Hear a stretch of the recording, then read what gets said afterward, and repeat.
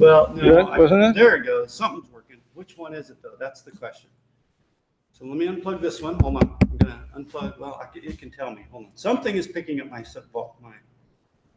So it's picking up. This one is picking up, which is the This one I one want. is lighting up. Mhm. Yeah, but that's the video that. Oh, okay, then it's not. So- This must be tap, tap, tap, There you tap, go. tap. Yeah, Yeah. yeah, that's the one. This is the one Yep, that's. exactly. Yeah, That's the one I perfect. want working. All right, do you want it over there? Yeah, I'm gonna slowly So, move. right, exactly. So this was, I remember that part. Time. Yep. So this got to get closer. Oh, no, the whole table. No? Oh, no, because you want it, that's right, because you want, that's right. Because that's got to be facing the. Put it right front and center of Julie. Right. Right front and center of Julie. Which camera is filming us? Oh, that one. Okay. Gotta get out of the way. So they have the board. It's gonna go in separate. Slide back. Bigger. No bigger. No bigger. No bigger, no good. Glasses on so I can focus it. About right there. That's as big as it gets. That's as big as it gets. Ta-da! Ta-da, very good. All right, now I'm gonna get out of this meeting so I can restart it.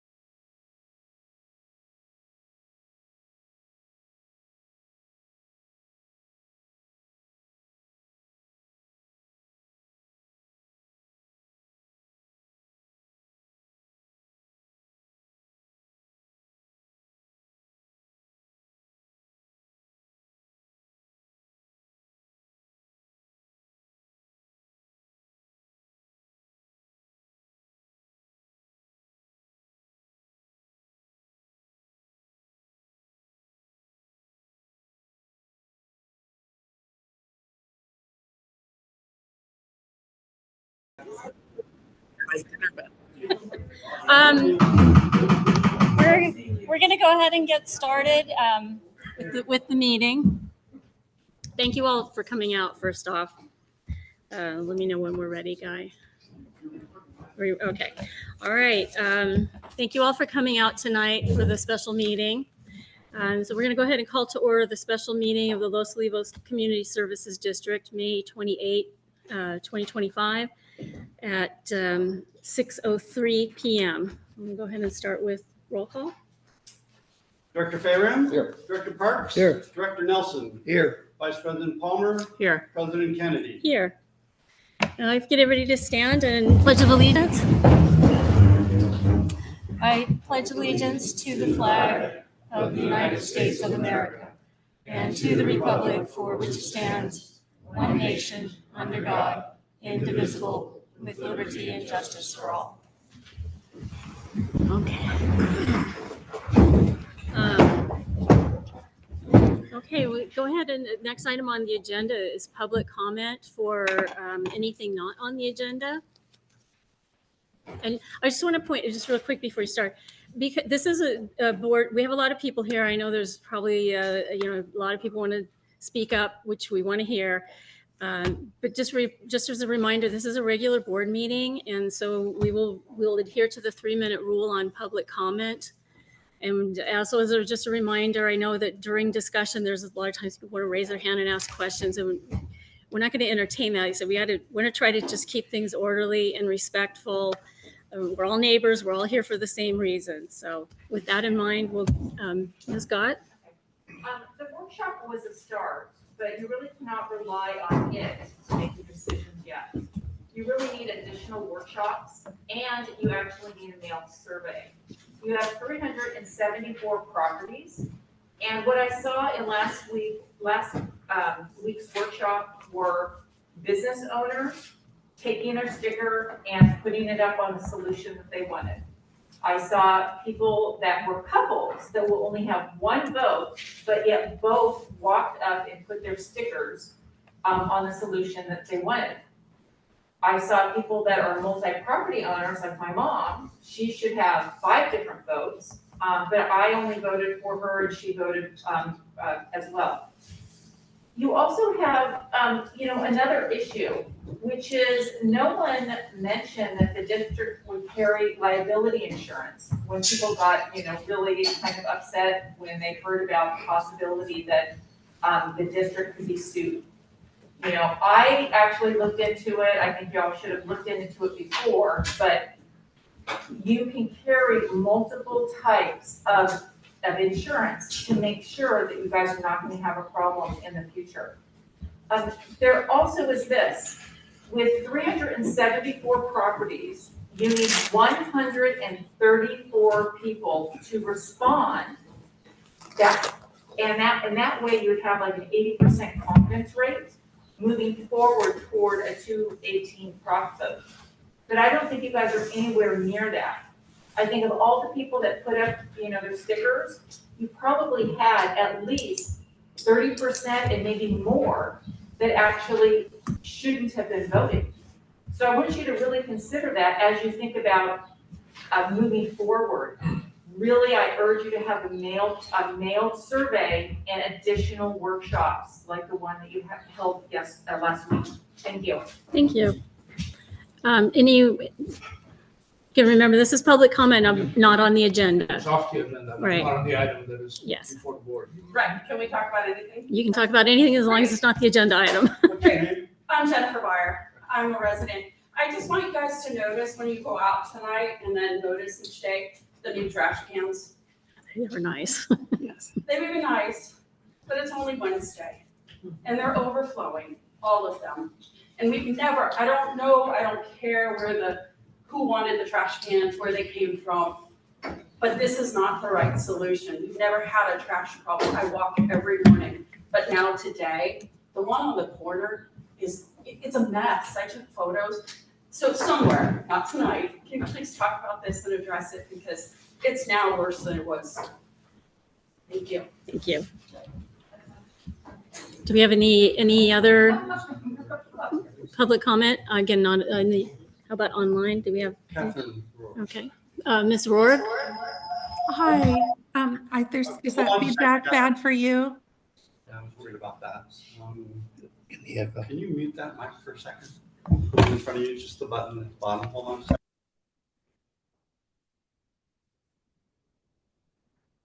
Can you hear me? Because I can't hear you anymore. Hello? Okay, I'm going to talk. I can't hear you, but here we go. Okay. One thing I did not hear come up at the public workshop, and I just want to flag, is that the latest Stantec report that you're working from says on page whatever this is, I can't tell what page it is, but it's in your packet. It says that it's expected that properties in phase 1 and phase 2, so the downtown core and the immediately adjacent residential, are to be conducted immediately after construction of this collection system. Phase 3, which means all the rest of the properties in the district boundaries, are generally expected to be connected when their septic systems fail and may take several years to be connected after the construction of the collection system.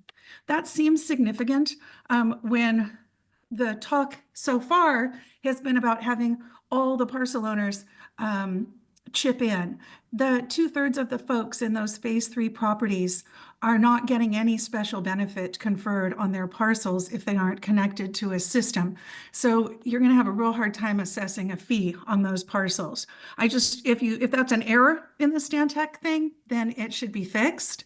But it's not consistent with what was said at the public meeting. Also, I note that Supervisor Hartman mentioned policies supporting development of a community, meaning not regional, community sewer system in and for the downtown core of Los Olivos, but didn't get a chance to get to policy WESYV3, which states extension of sewer lines into inner rural and rural areas. That's Alamo Pintado Road is an inner rural area, as defined on the land use plan maps, shall not be permitted unless required to prevent adverse impacts on an environmentally sensitive habitat or to protect public health. That's pretty significant, and your council should look at that before you make a decision that there's no problem and there's nothing inconsistent with the community plan that was so thoughtfully created. Thank you.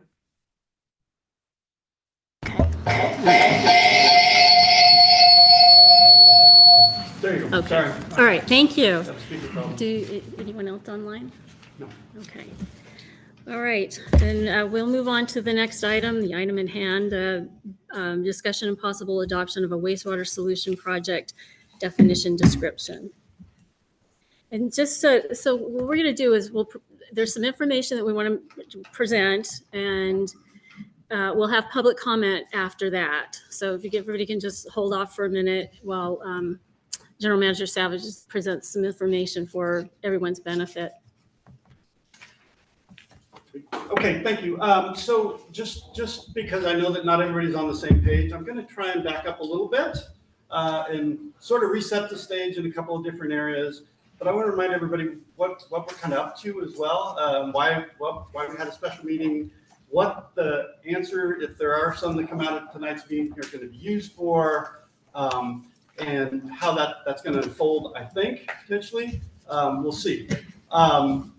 I would also add that, at some point, if your board decides to give staff direction to do something, the more specific you can be, the easier it is for us to respond to what you're asking.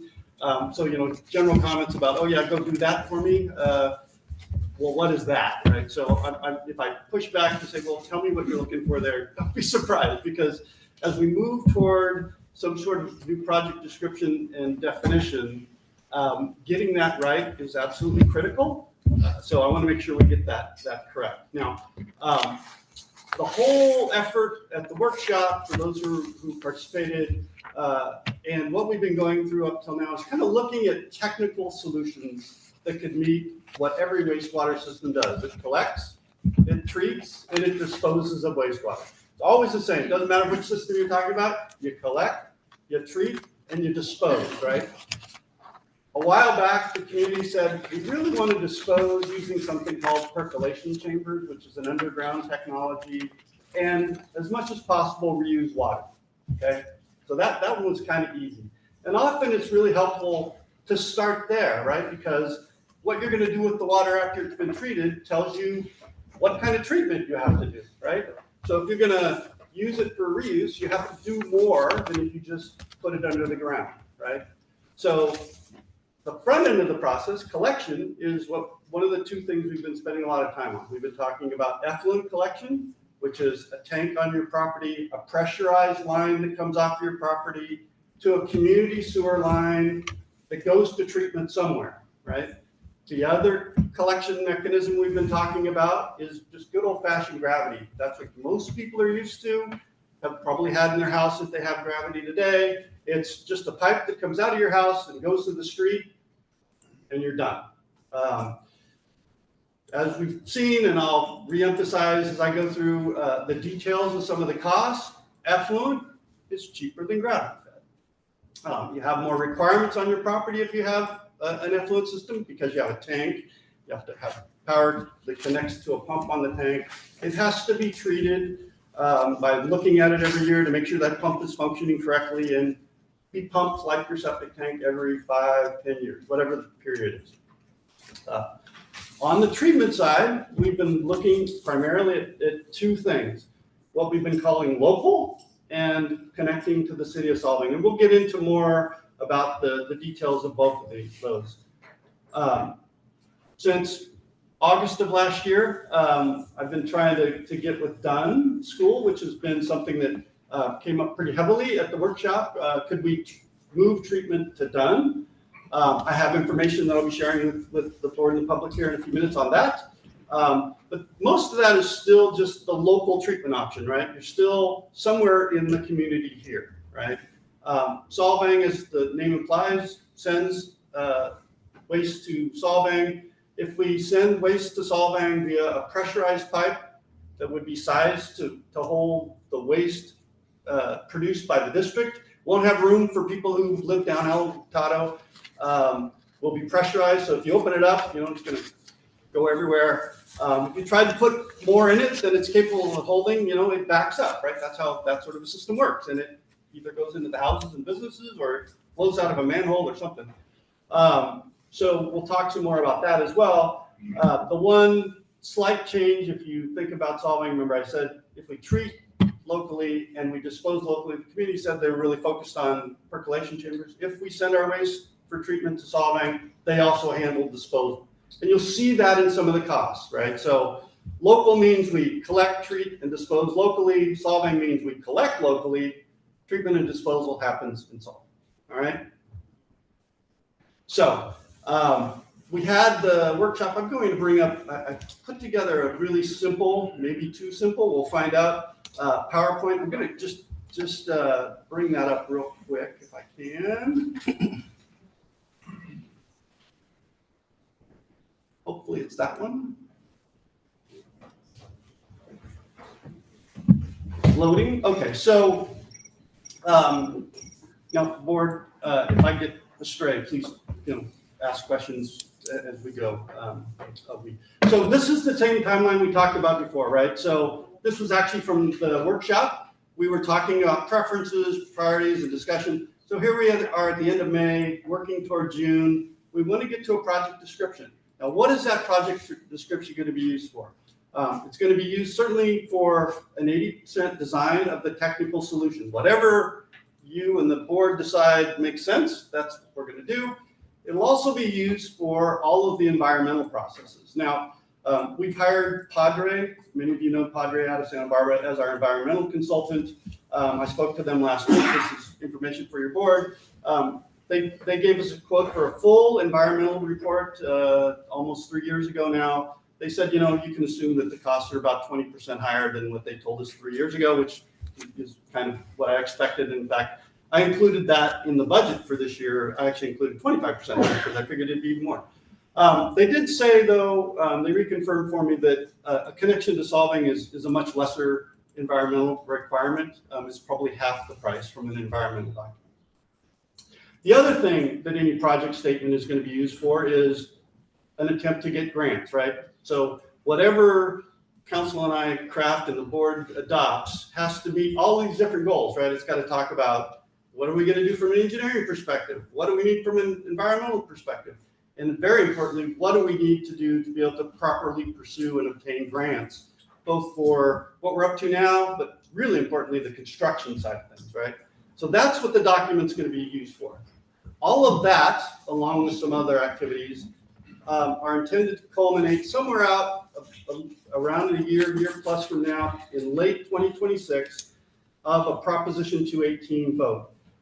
Now you heard earlier that this is what you can see on the wall there, agreed. In fact, we've said multiple times, that's not a scientific sort of approach. It's right. It's the people that showed up or the people that answered the survey online. The survey's been online since the workshop. And so you're going to see numbers that don't quite match what's on the wall. It's because people filled out the survey. And I've added their numbers to the summary of what happened.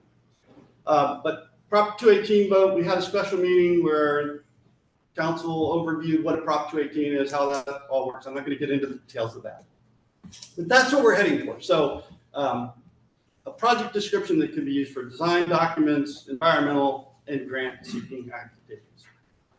All right, so if I can get this thing to go to the next slide. Here we go. So because it feeds into this whole conversation at some level, and because I just got the data, part of the reason we're well, one of the reasons, there's several, but one of the reasons that we're a special problems area is we have nitrates in our groundwater, right, in the shallow groundwater.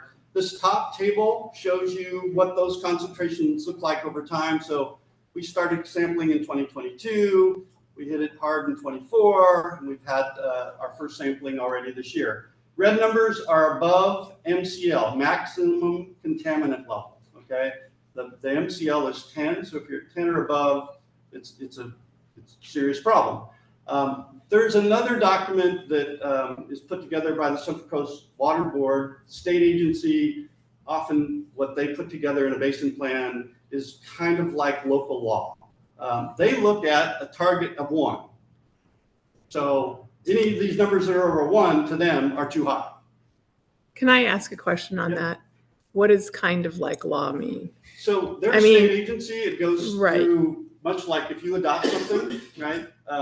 You set the precedent for what you do. They do it at the state level. And that's why it's not law, but it's more than just a bunch of people in a room writing a document. They usually call it guidance. Yeah. And you're not going to get orders issued against you if you're above guidance, but guidance is what they're trying to achieve. That is the goal, and that's what they're trying to obtain. Okay, thank you. So again, the red numbers are the ones that we're really focused on, right? That's above MCL, and you can see where the 5 wells are around the district. Another reason that we're a special problems area is in the bottom table, and that's that we have very shallow groundwater. And you can see the May readings from earlier this month. If you get down by the bridge, you can hit water at 5 feet. That's not very deep at all. So if you think about a septic tank and a leach line, and where that leachate is going out of that leach line, pretty darn close to the water table there, right? Good news is those are bigger lots. If that was the case up here, don't know what those numbers would look like, but they would be much different. All right, so the survey tally, this is from the workshop, and I completely agree it's not scientific, but it gives us a strong indicator of those that are coming to meetings and paying attention. What are their preferences?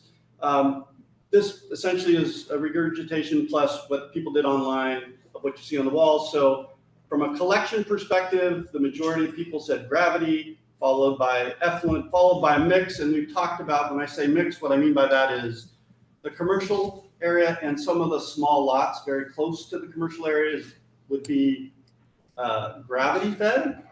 The rest of the district would be effluent. Okay. 5 people voted that they need more information still. They didn't put their name on a card, so I can't reach back out to them. I wish they would. On the treatment side, most people said, we think you should just connect to the City of Solvang. Nobody said they needed more information. So one of the other big things that came out of the meeting last week was this whole conversation around done. Is it a possibility? Would it be a possibility? What does it look like?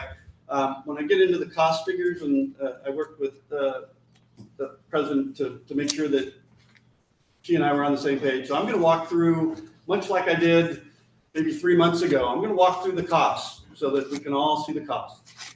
It's been brought up that all of a sudden the done option surfaced.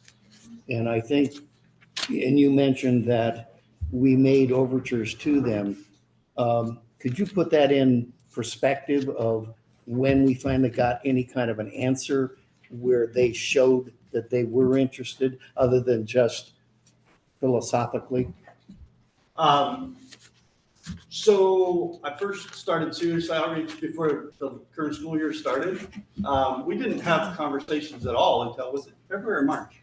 April. It That was our April? first time April? we met with them. Was in And so after the April discussion, late April. You know, every meeting we've had with them has been a great meeting, but that's when they started going, yeah, maybe there is an option here. And so, you know, we've been pursuing it as soon as they said, yeah, let's talk some more. What I'm getting to is not something we were hiding from anybody. It was No. waiting for them to respond that they had even an interest. Yep. Okay. So they were supposed to provide me a map. They didn't do it. So District Engineer Pike and I put one together based on the conversation that we had with Dunn last week. There are some copies in the back. All of these will be posted on the website, so if you want to get to them later, you can see it there. But, you know, this is Dunn School. Up here is the market. You know, most of us know where Los Grocery is, right along Highway 154, which is that thing coming across here. This is just a fence boundary. If you drive over there, you know that this kind of road dives out into some of these houses. All of this triangle is not Dunn property, just so you're clear. This area down in here, and I'm not entirely sure which part of this down here is theirs and which isn't. I didn't have their map, but I know there's private property down there. Oops, this line is off a little bit. That's okay. The part of Dunn that the Dunn folks were talking about us using is shown here in yellow. Okay. If you walk through Dunn, you know, they've got that walk path many have taken. This is the top of that walk path that kind of takes you just south of the track. You can also go around it this way. It's kind of it splits there as you come across the street. This is that big gravel parking lot. And then they've got, you know, it's kind of where they dump their street waste and yard clippings. And I think they've got some pigs in there and a horse in there. So it's unused by them. That yellow area is just about 4 acres. We've talked to them about needing 5 1/4 acres. I cut this little area, or District Engineer Pike and I cut this out. This is a retention pond in case they have flooding. So we didn't include that. But you know, if we went, for instance, locally and used percolation chambers, you could put them under the track in the grass, right? You could put them under this parking lot. So as long as it's not under a hard surface, we could make 5 1/2 acres work. But for those who are curious, that's where they're talking about. I'd also mention, this arrow is off a little bit. Sorry, I moved this over. I don't know if you can see this. It's kind of small, but there's some little lines right here above my cursor. That's their existing treatment solution. You can see the caps even in an aerial photo. So that's where they're treating today, and then they use some of this area for their disposal. All of Dunn is not currently on their treatment system. Much of the northern part of the campus, meaning up here where it says Dunn School, much of that part of the campus is still on septic tanks, and that's one of the things that the water board wants them to get off of. And when I say water board, I'm not talking ID1, I mean the state water board folks, because they're still on septic tanks up there. Okay, so that's my unofficial map. That's we walked that area, and they said in here is where we're talking about. So from an actions perspective related to Dunn, we met with Dunn, Vice President Palmer, President Kennedy, and I met with Dunn. Basically, they have 5 acres, pretty readily available. One of the things, so when we met with them, a little bit of a surprise. One of the folks that many of you know, Paul Rohr, was in the the meeting side of it. He wasn't in the walkthrough outside, but when we got to the headmaster's office, Paul was waiting for us there. I always like working with Paul. He's a really collaborative sort, focuses on solving the problem, not on rhetoric or anything else. So we had a really good conversation, I think. And the two that were there, I'm sure can weigh in as well. We talked about, what is it that Dunn wants? What do we want? That sort of thing.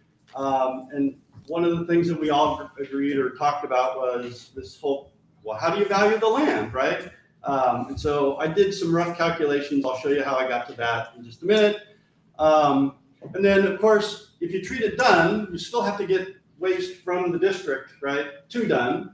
And so District Engineer Pike and I we used the Stantec Solvang costs to figure out what's the cost to go down Roglar, right? So just kind of continue around the corner and up the hill and go to Dunn. We also talked a bit about terms as far as from our perspective and to some extent their perspective. They're looking for a fair market value lease of some sort. We would certainly want dedicated or sole use of properties. There was one shared kind of lease thing that I was able to find anywhere along the Central Coast. It's in Guadalupe, and much like Los Osos, it's more of a document of how not to do things as opposed to how to do the things.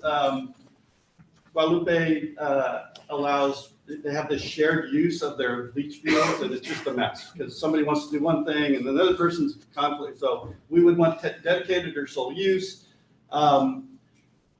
To ensure proper financing for us, we'd want a minimum of 99-year lease. Ownership is obviously preferred. Dunn is not talking at this point about us treating their waste. They would continue their AX MAX system. So the system that we would build would be for our use. Doesn't mean that in the future they wouldn't come to us and say, hey, for a fee, can we connect to you?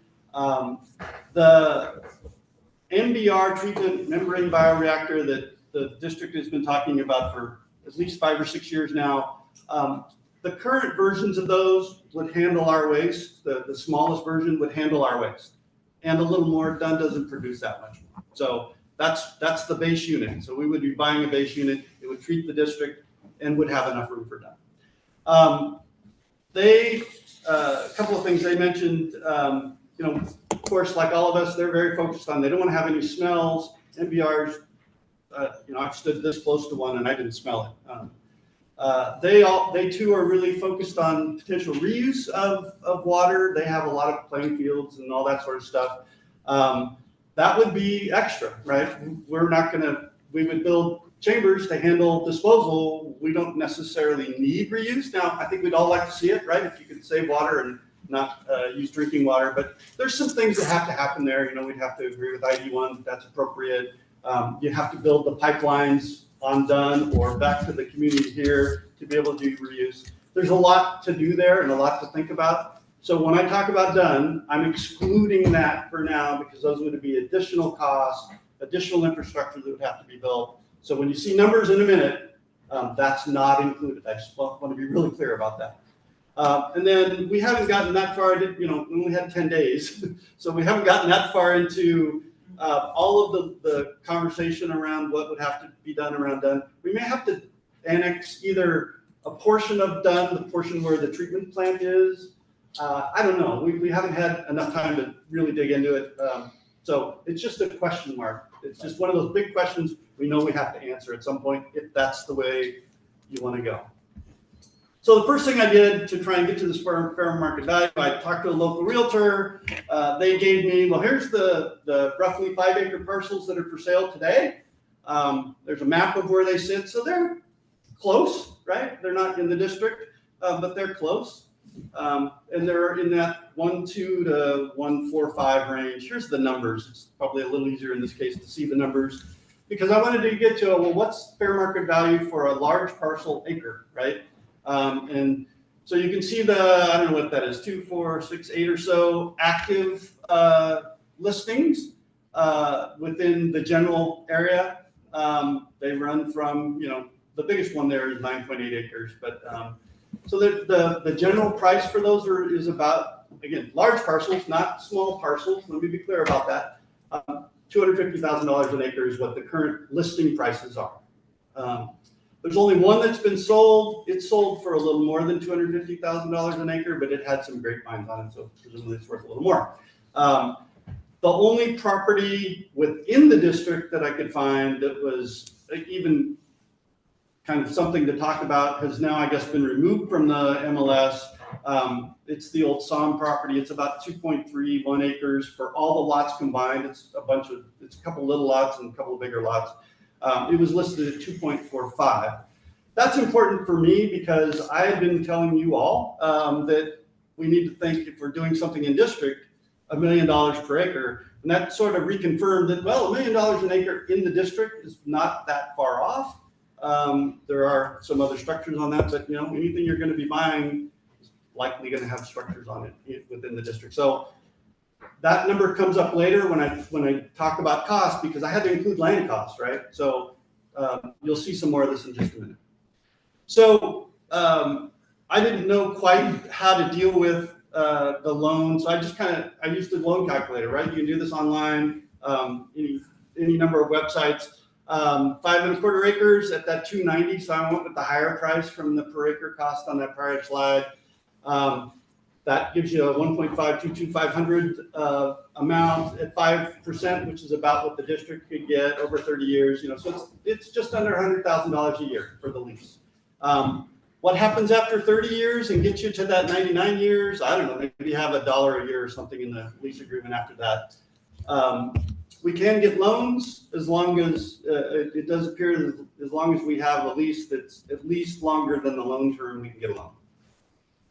So that's that. I'm going to come back to that slide in just a minute.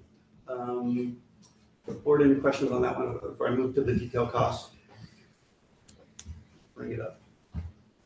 All right, so I hope I don't bore you to tears, but I feel like this needs to be kind of shared with people again. I'll make it a little bigger if I can so that you can actually see it. See here, hold on just a second.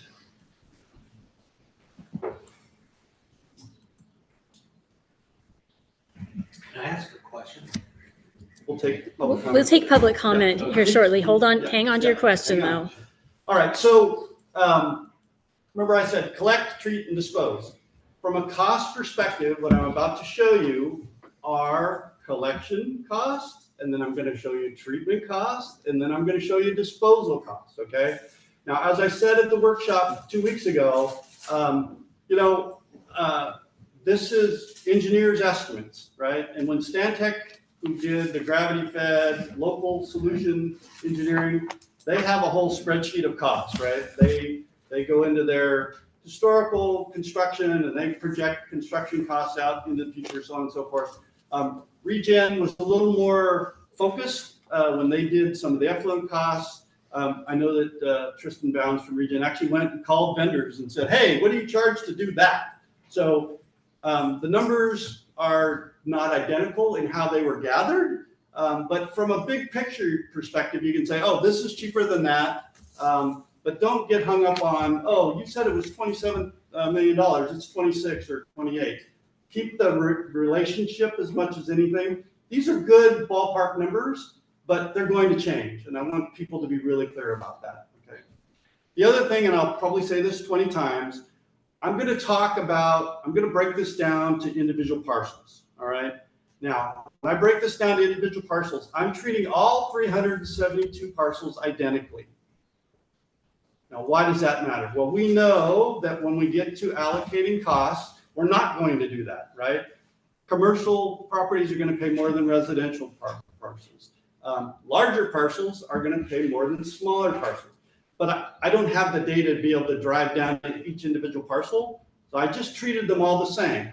So when you see these numbers and I break it down to a parcel, if you're a residential parcel, think in your mind, well, that's a good number. My costs are going to be something less than that. If you're commercial on a large lot, well, your costs are going to be a little more than that, okay? I have to do something, right? I don't want to leave you hanging with nothing. So that's the approach I took. All right, so a couple more assumptions that I made here. There's some numbers in here where we need an hourly rate for employees. So I use $95. Somebody wants to say it's more or less, okay, fine. It's not going to affect things huge.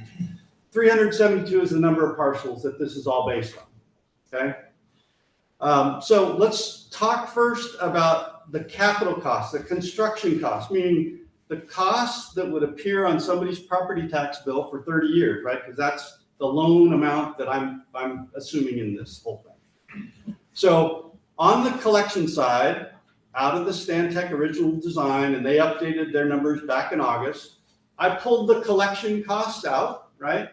Because they gave us a full number and they broke it up into different constituents, collection, treatment, and disposal. So gravity-fed collection for the entire district is just a little bit south of $28 million, okay? Regen, Tristan Ballens, gave us 4 options. Option B of the 4 options he gave us was effluent in the entire district. Now, I want to remind everybody, one of the things he looked at was, can every parcel in the district use effluent? And he concluded, yes, you can put an effluent tank on every parcel. We thought there might be some that it wouldn't work, but he concluded, nope, you can, it'll be tight, but you can make it work. Included in the effluent number is almost $7 million in tanks. The assumption there is to keep things consistent, the district would provide the tank in an effluent implementation.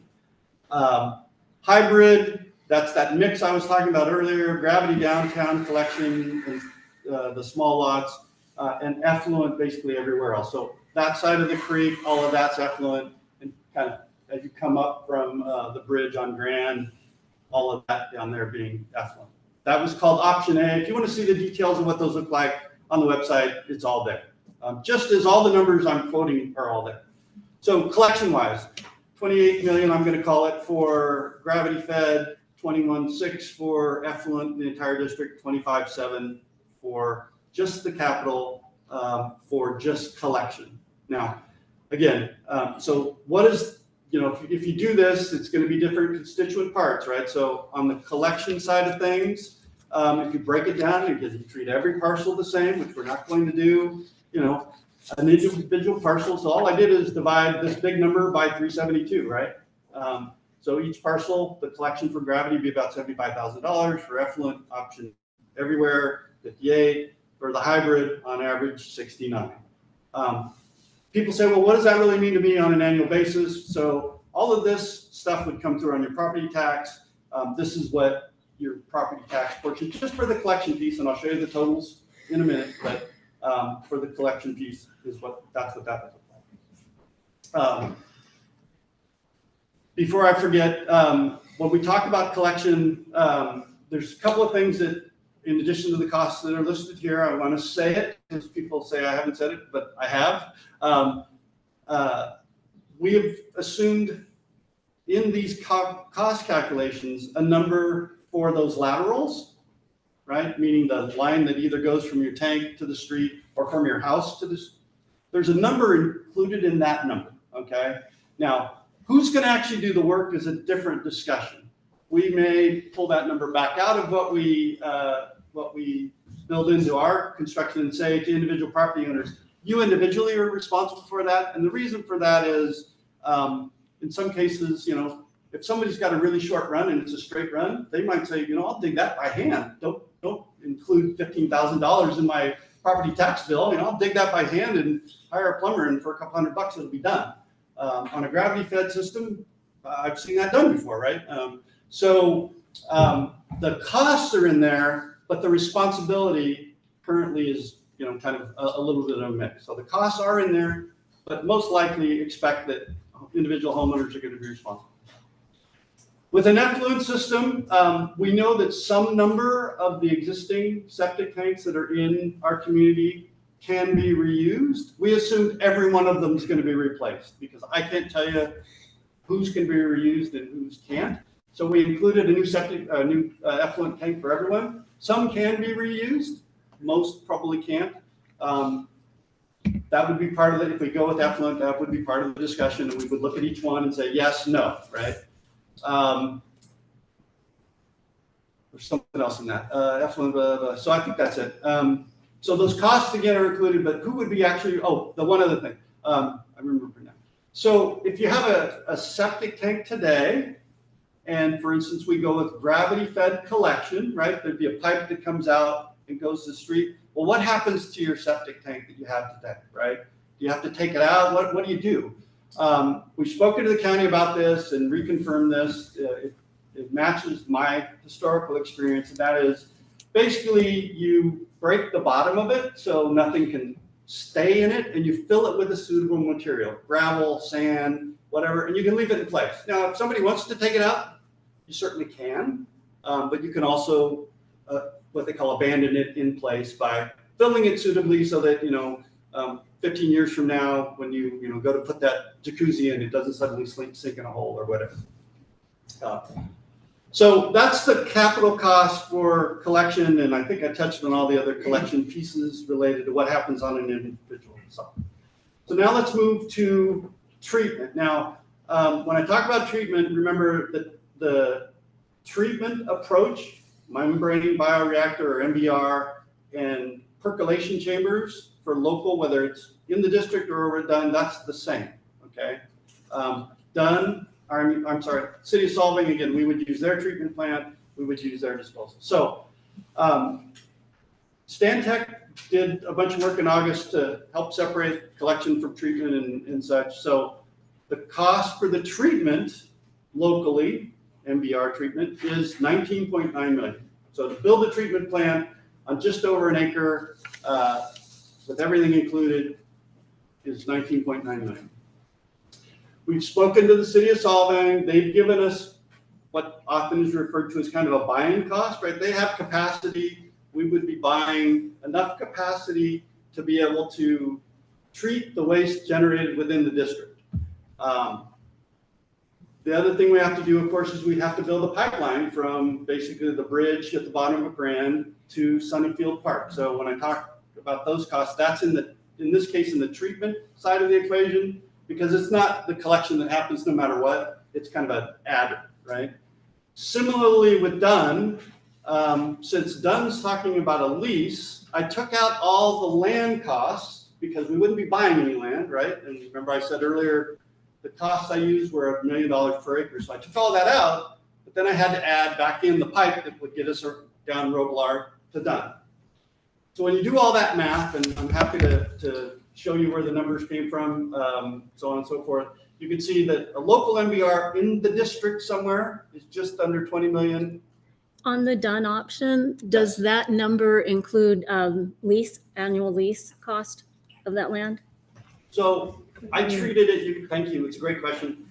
It's over here, actually. I treated it as part of the O&M because I wasn't quite sure where to put it. You can't capitalize a lease. Right, okay. Right? Thank you. So the numbers here on the left are all things that I think we can capitalize at some level. But you can't capitalize a lease. So I put it on the O&M side. It will still end after some number of years, presumably. But, And on that, so it's captured.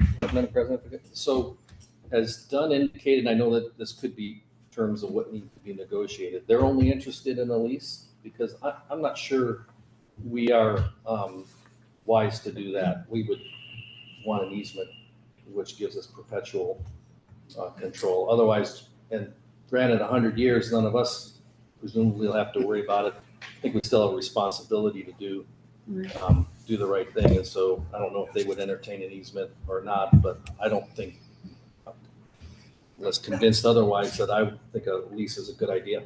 Yeah, so I started with lease.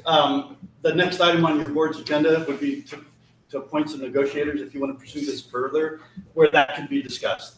I didn't want to make any assumptions about that. Our preferred, obviously, is ownership, right?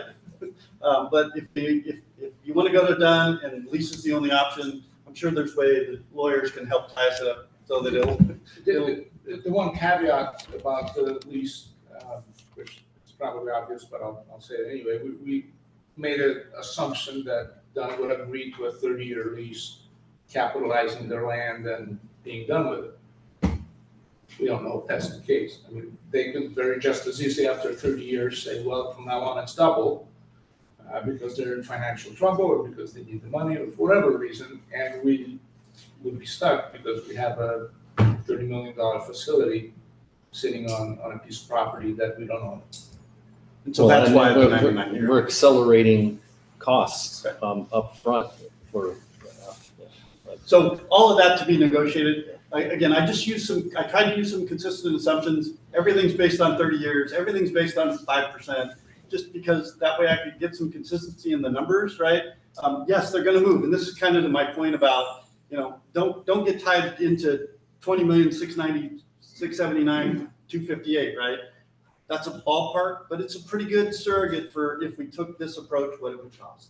So what that tells you is that, if you're looking from a highest to lowest cost from a treatment perspective, Dunn is the most expensive, followed closely by a local, followed by Solvang. So again, I did the same thing, 5-year loan, blah, blah, blah, blah, blah. What is the portion per each parcel? If you treat every parcel the same, which we're not going to do, right? You can see the numbers here. And just one of the things I did, and I showed this before, how does this relate to what other communities are doing? If you're building a new home, single family, let me be clear, not a business or anything else, in San Ynez, and you're connecting to their existing system, according to their general manager, you're probably going to pay to connect somewhere between $75,000 and $100,000 just for the sewer. Okay, so we're not far off. We're building new. You would be, in that case, you're buying into a system that's been built decades ago that's connected to Solvang as well. So it gives you at least, am I even in the right ballpark? And the answer is, you're pretty darn close. The other thing is they base their fees based on actual costs. We're still projecting out and adding 30% for contingency and all that sort of stuff. So there's all So could you? We'll that. You can't read them So what would be for the, each property? right here. A little bit over $3,000. Yeah. So for the treatment piece, happy to repeat that just to make it clear. So for the treatment piece, local in the district, just under $3,500. City of Solvang, $3,000. Done just over $3,600. Now, the last piece is disposal. I have a question just on the treatment column. Yes. Can you explain why the local MBR I think that's 300 to 400 is so much greater than the Dunn? Where are you? I'm sorry. Just in the operations and maintenance annual I'll under the walk back through community that in a column. minute. I'll walk back through that. Okay, thank you. I'm just focused on capital right now. I was Got gonna it, do got it. O&M Sorry. separately. And hopefully I got it all right. We'll find out. So last but not least, so we've talked about collection, we've talked about treatment. I'm going to hit on disposal for just a minute. Back when we did our effluent disposal study, this is what drove us to percolation chambers. It was out of sight, and so on. So the percolation chambers themselves are like $1.2 million to build, but you need land, right? And so we were including $5.2 million, which included $4 million in land to build percolation chambers. At Dunn, there's no land cost, right? Because that land cost is part of the lease amount, right? So I took it back out. So I'm trying to get apples to apples as much as possible. If you just look at data points for percolation chambers for the local option, it's another $900 a year on your property tax. And zero for Solvang because that's included in their full cost. So that's the capital costs, and I'm going to roll this all up hopefully correctly in a minute. So now let me go back up, and I know this is painful, but I think it's helpful for people. But I want to pause there. Are there any questions about how I came to those numbers from the board? Anything I can answer? We'll come back for public comment. Oh, I thought you just asked. No. No, for the board. All right, Hold up. so real quick, then moving to operations and maintenance, this is viewed as an annual cost. And again, many jurisdictions, most jurisdictions I would submit that have a bill for sewer, that also appears on your property tax bill. It's not a monthly bill you get, it comes with your property tax bill. Did some calculation, again, for the collection side, about $400,000 for the entire community to care for the collection system, right? All those manholes, all the lines that have to be pumped and cleaned and all that sort of stuff every year, just under $400,000. Cheaper for effluent. Those lines are pressurized, so I won't quite say they're self-cleaning, but they help keep themselves clean. But you still have pipes in the ground, right? And people do things that they shouldn't, and you end up with maintenance and that sort of thing. This individual parcel, for those parcels that have a effluent tank on them, there's an additional amount of money. And the reason for that is you have to have somebody come out and check that tank. And every 5 years or so, you have to have somebody pump that tank. So I did a kind of a dollar cost averaging, meaning what's it cost over 5 years? On average, $183. So I added all those numbers in to come up with the operations and maintenance costs over here per year per the community and the individual parcel. Did the same thing for treatment. What's the number? Yeah, we can't see it. Oh, you can't see those? Let me make this a little bigger. I'm sorry.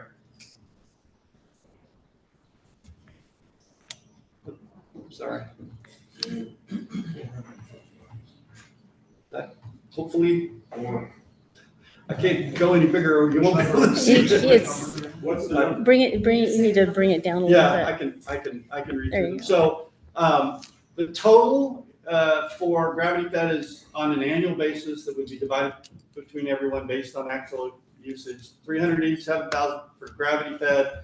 Used the same number for 397 for effluent, slightly higher because all those individual parcel costs, and then hybrid's the most expensive because you have to take care of gravity lines and you have individual homes that you have to go out and pump. So that's why that one's the highest. So 387, 397, and 436. So again, don't get too tied up on that number, but just know that gravity from an O&M perspective is the cheapest, all effluent being the next cheapest, and hybrid being the most expensive. All right, so then looking at treatment really quickly. So on the operations and maintenance perspective, did some math to see, okay, so what does a typical property owner in Solvang pay today, right? Because you have to treat, right? And so you're going to be paying basically what a person in Solvang is treating. Plus you're going to have, I'm sorry, I jumped to the Solvang one. That's what this number is. I should have talked about them in order. So I just used that number times 372 gives you $300,000. In the district, sorry, now I bounced back. We got, so the company that builds the membrane bioreactors also has a company, it's kind of a sister company that provides servicing for those plants, right? They said that is somewhere between $300,000 and $400,000. District Engineer Pike and a couple of others had reminded me, well, that number doesn't include insurance, it doesn't include permitting, it doesn't include testing, it doesn't include sludge hauling. So you better add a couple $100,000 for all of that. So that is in this number. So that's why that number went up to 600,000 based on some good experts who reminded me you got to include that other stuff. Solvang is again based on what Solvang people are paying today, and then Dunn is basically that's the lease that should have been. Yeah, you're right. That's That's the one you're just asking the about. lease It should have been plus, that plus this. plus the 3 to 4, Yeah. right? Yeah, Yeah, it should have been just- those two numbers together. I can fix that, but I mean it's off by a little bit, but you can kind of follow the bouncing ball, so to speak. So actually, what this number should be is the combination of those two, right? Because you still have the treatment plant you're running, and you've got the lease amount. So Right. Why don't you just do it down there? yeah, I'm going to do it right now.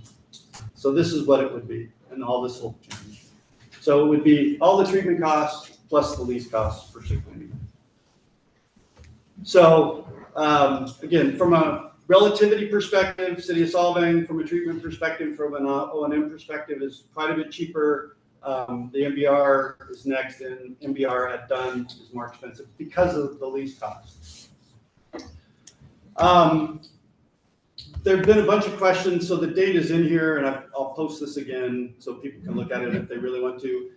People ask, well, what are the different jurisdictions charge for different things? So, you know, single family home, San Ynez charges 86, 87. Hotel room, they charge $40 and they charge $2.61 a student at a school. So if you want to understand where the various monthly costs go for them, that's where it is.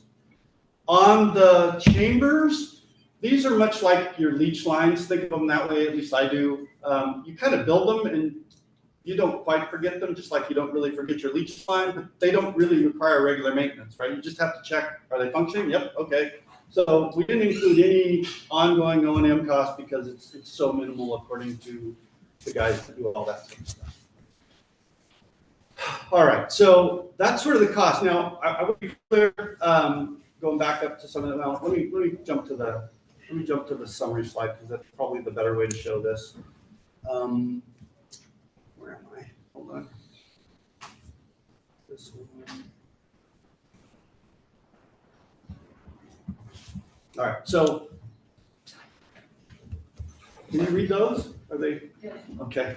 So this is the summary slide of all those numbers I just kind of built up to. And you can see the numbers for yourself. So what you're looking at here in the top in the blue is the capital, the construction cost, the things you would pay for 30 years on your property tax bill.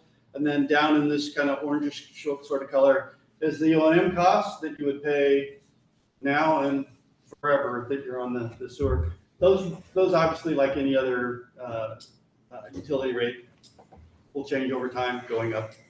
But that's where we're at today. Let me just run through these real quick, and then I'll come back. So again, let me go back to how this was built. So you can see I kind of tried to do it the same way across the board. So effluent only is shown first. On the capital side, it's cheaper, right? Hybrid is the next most expensive, and gravity on the capital side is the most expensive. These numbers, again, as I said, Tristan Bounce from Region was really good about going out and asking contractors. These are based on Stantec numbers, and I don't know if Dunn's in the room, but as they would say, yeah, they tend to give you the big number so you don't get hit with a bigger number later. Same with the maintenance. It kind of flip-flops here. This slide won't show the actual O&M because it's not tied to that spreadsheet, but I'll get it fixed before I post it. You can see that effluent only is a little higher. Again, you've got a tank on every property, right, that has to be maintained.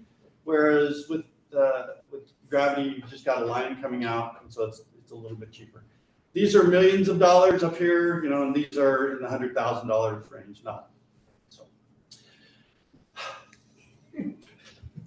Mr. Nelson is first, maybe. I think the one thing that in looking at the capital cost, something that's not in that calculation because we can't do it yet until we have a plan description is grants and external funding that would come in to help pay a lot of that, hopefully, capital cost. So looking at that as it's if we did it all ourselves and we didn't get any assistance from anywhere. And so I think it's important to remember that there will be possibilities for some grants and other external funding that we would be eligible for, but we can't apply for it until we have a plan description that they know, okay, this is what you're going to do, and this is what we're going to grant money for. They're not just going to throw a sack of money at you and say, well, build whatever you're going to build. Yep, and that's one of the three, right? I said 80% design, environmental, and grant pursuit. Yes. You treated transport and treatment the same, gravity versus effluent. And there are cost savings with effluent as far as pump stations, upgrades to solvang that weren't taken into account there. So I think your total numbers for effluent for capital is going to be less than we say there because the pump stations are $1.5 million. We would need one, probably smaller, not two. Upgrades to solving infrastructure, 1.1 million. So those are differences that aren't accounted for in those total numbers. They are. So the effluent only design. Because the includes one collection lift is, station. okay. Okay, it doesn't include two. I did confirm with Solvang that they do want us to have a holding reservoir of some sort, Right. which means Some kind of pressure so regulation. you've got to have a lift station. Right, We which have would to have one. It could be less than the $1 million Uh, that Stantec has proposed. It could be Slightly smaller. less, but the part of those costs are like the holding tank itself, right? And you can't shrink that because the volume is still the same. It's just what's in the volume, right? It's more liquid than solid, Right. right? So that doesn't change because that thing's still the size it is, whatever the size that Stantec. But you're right. Less solids are going down that pipe. And Solvang, when I forget whether it was Corolla or WSC, if we went with one of the options, they said they wouldn't have to build all the infrastructure. But the options that we're looking at here, options of A and B, all of those projects are required. It was only when we got to option C or D where a large portion of the district was on advanced onsite that those weren't needed. Because, in my reading with the WSC was that with the effluent only, because the peak flows were less because of I&I and such things like that, that it was my reading of it, and I thought we discussed it in one of the technical meetings, but that some of the improvements along where the hospital is, there would be like a $1.1 million in savings. And I can show you in the Yeah, WSC I think that was just for report. option C though, which is not one of the ones we're talking about. But you could be right, and certainly that would lower the cost by, if I missed it, by $1 million. Yeah, I would agree with you there. That's that one, and then thanks for reminding me on this. So when we talked about, because this has come up a bunch of times, when we talked about putting a line down Alamo Potato, we had Stantec who did gravity-fed line, pressurized. Assume the worst case, which is a trench. They then said, but if you wanted to do lateral boring, you could, which is what we've also talked about if you did effluent. So either technology, whether we go with effluent or gravity-fed pressurized force feed, can be laterally bored. So we're not going to have to dig a trench all the way down the street. It's kind of like they did with the gas lines and other things, where you down over a ways, down again. So yeah. And then in speaking with the Solvang treatment plant, Yes. did they say that they would charge us the same to treat effluent versus gravity?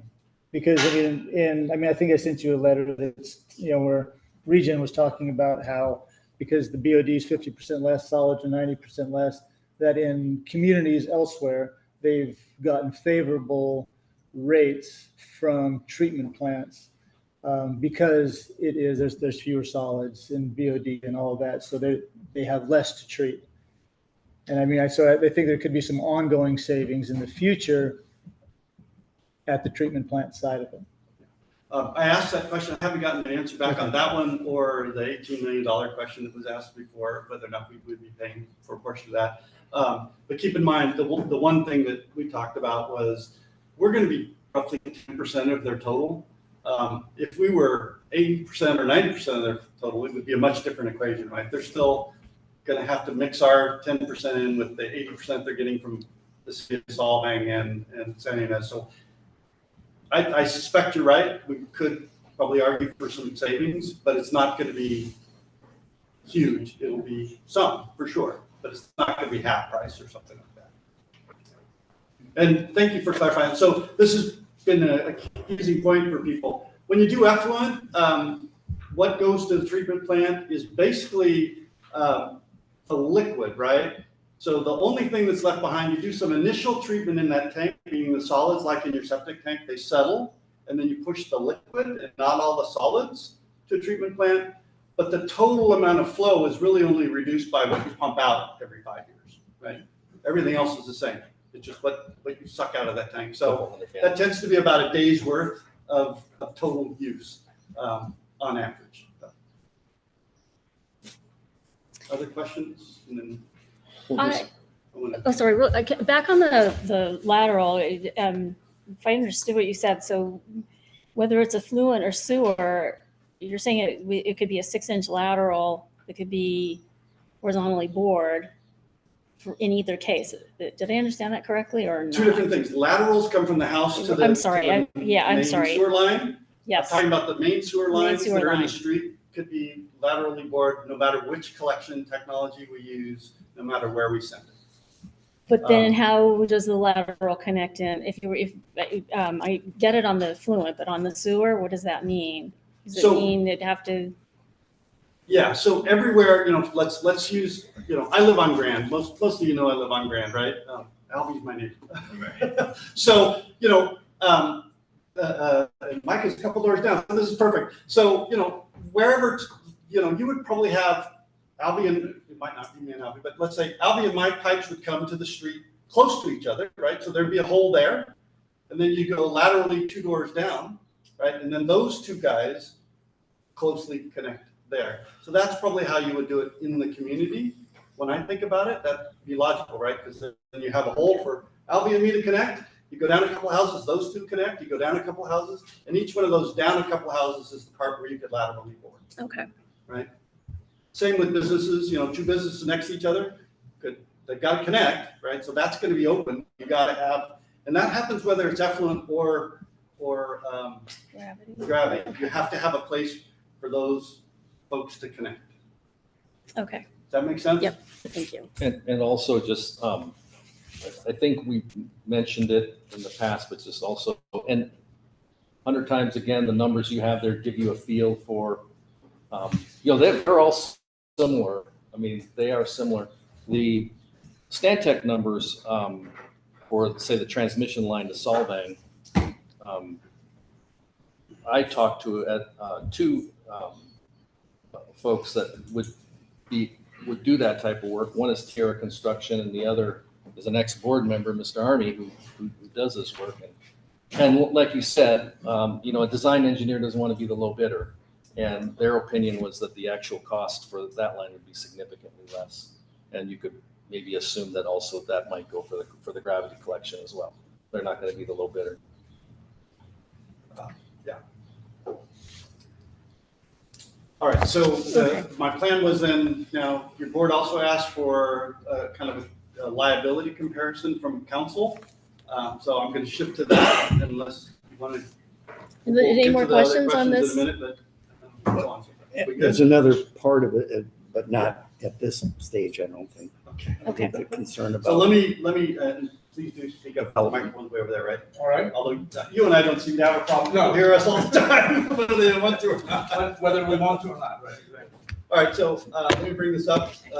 So there are copies of this in the back, or some at least, and I can make it a little larger.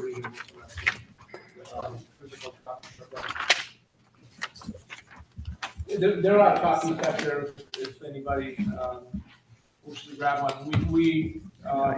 I'll go through it externally and again, the board requested that we kind of do a liability overview for the 2 options. And again, this is at 35,000 feet.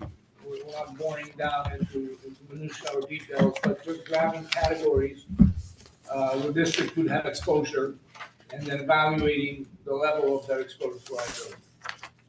In some instances here, I did put insurable. I think we had a comment that we are not accounting for insurance. We are accounting. The first 3 categories are not insurable. You can't insure regulatory liability. That's not something that an insurance company is going to give you insurance for. That's something you just have to do. The remaining categories are liability, whether that's first party or third party liability. Actually, if you have a plant, a facility that's above ground, you're going to insure that for first party liability in case of loss or something happens to it. You going to want to carry insurance, and there are costs involved to it. And in today's world in California, insurance is not a sure thing. So it's a misnomer actually, and it is subject to if you have losses, if you have claims, and the insurance company may choose to drop you. There's a variety of issues on both sides. I mean, that dealing with insurance and variety of obviously costs. But let's briefly go through it. The first category that at least occurred to me was basically regulatory liability, which means, are we in compliance with all of the regulations and all of the limits and all of the requirements that the state and bypassing the county formula, but basically the state and the federal government impose on these type of operations. And again, with the Solvang connection option, basically our ongoing liability is to monitor disposal. In other words, we would be responsible for what goes into our pipes before it hits Solvang. And that usually, in my experience, is limited to commercial, making sure obviously that certain greases don't go in there, there are certain things. So that there would be some level of cost, some level of monitoring that will be necessary. If, on the other hand, we were to treat in our own treatment plant, whether that's at Dunn or whether that's anywhere else, we are basically responsible, and I put roughly toilet to biosolids. In other words, from the moment that thing is flushed, all the way to dealing with whatever is left over after we end up and treating it and spreading it. That obviously includes any contaminants that may find their way in the water. The state has PFAS going on right now, and wastewater is being looked at in the multi-district litigation in South Carolina. They're dealing with contamination and the liability that is incurred.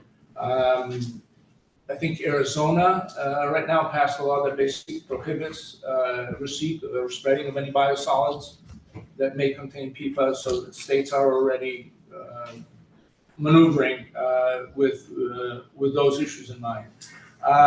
Next area of exposure liability is if there's a change in treatment requirements, if the standards change, if the water needs to be or sewer needs to be treated at higher standards for whatever reason.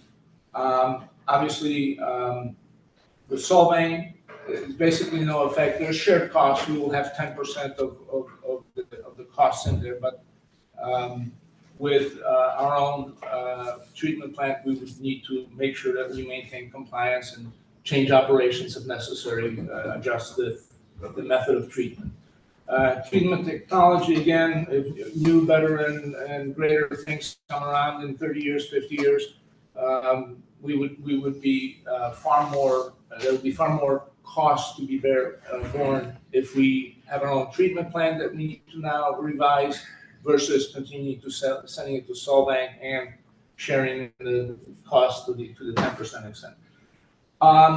Next area, infrastructure and related liabilities. There is, whenever you build things, whenever you own buildings, especially industrial, commercial buildings like a treatment plant, there's an attached liability to it. Reason, starting from a single family residence, we all have, hopefully, liability insurance on our own home, because even the house can create liability. Somebody comes on your property, they trip, they fall, and any number of things can happen. That's a liability creating situation for the owners. Obviously, with regard to Solvang, that exposure is limited to anything that happens with the collection and the transmission systems. Depending on the option that is ultimately chosen for that, we have a couple of the lift station and the pumps would be a facility that would be potentially liability creating for the district with the Solvang options, but they're nominal, they're small. It's not as large of an exposure as if you are operating an ongoing treatment plant, spreading or ponding the waste. It's a much higher exposure to liability. Employees, accident emissions, obviously, the moment any business has employees or public entity has employees, that there is an automatic larger liability for whatever you do, whatever happens. With Solvang connection, Solvang bears that in their costs to us. We don't have exposure to that. If it's a district-owned plant treatment, we either contractually transfer that liability to the contractor if it's operated by Viola or any one of the ones that do that kind of thing. They would assume that responsibility in the contract. If, on the other hand, the board decides that we have employees and district is working on running the plant. There is obviously liability attached to that. Along with it come all the HR issues, all the other things that happen when you employ people and have people work on your property in a group. Third-party liability, meaning claims or lawsuits from the outside world. In Solvang connection option, it would be most likely limited to our construction of the collection and transmission lines. During that period of time, we obviously would have third-party liability.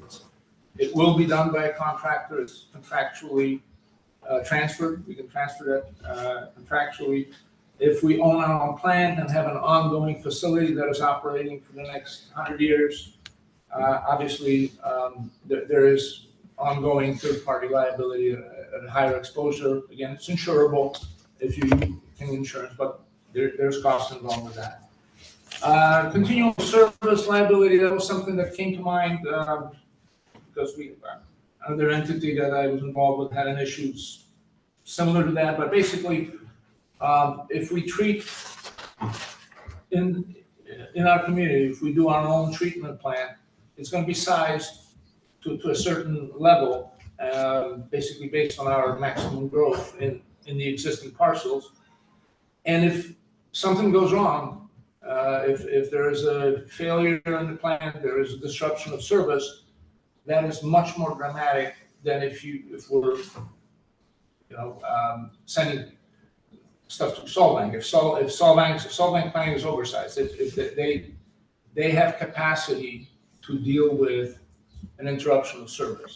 Our plant, if we had a plant in the on our property, if we're operating, would not have a great deal of excess capacity. It would be sized because of cost and because of controlling growth. It would be sized basically to handle our maximum build out. Those are the things that came to mind. Those are the things that basically deal with the exposure. I am certain that I have forgotten something.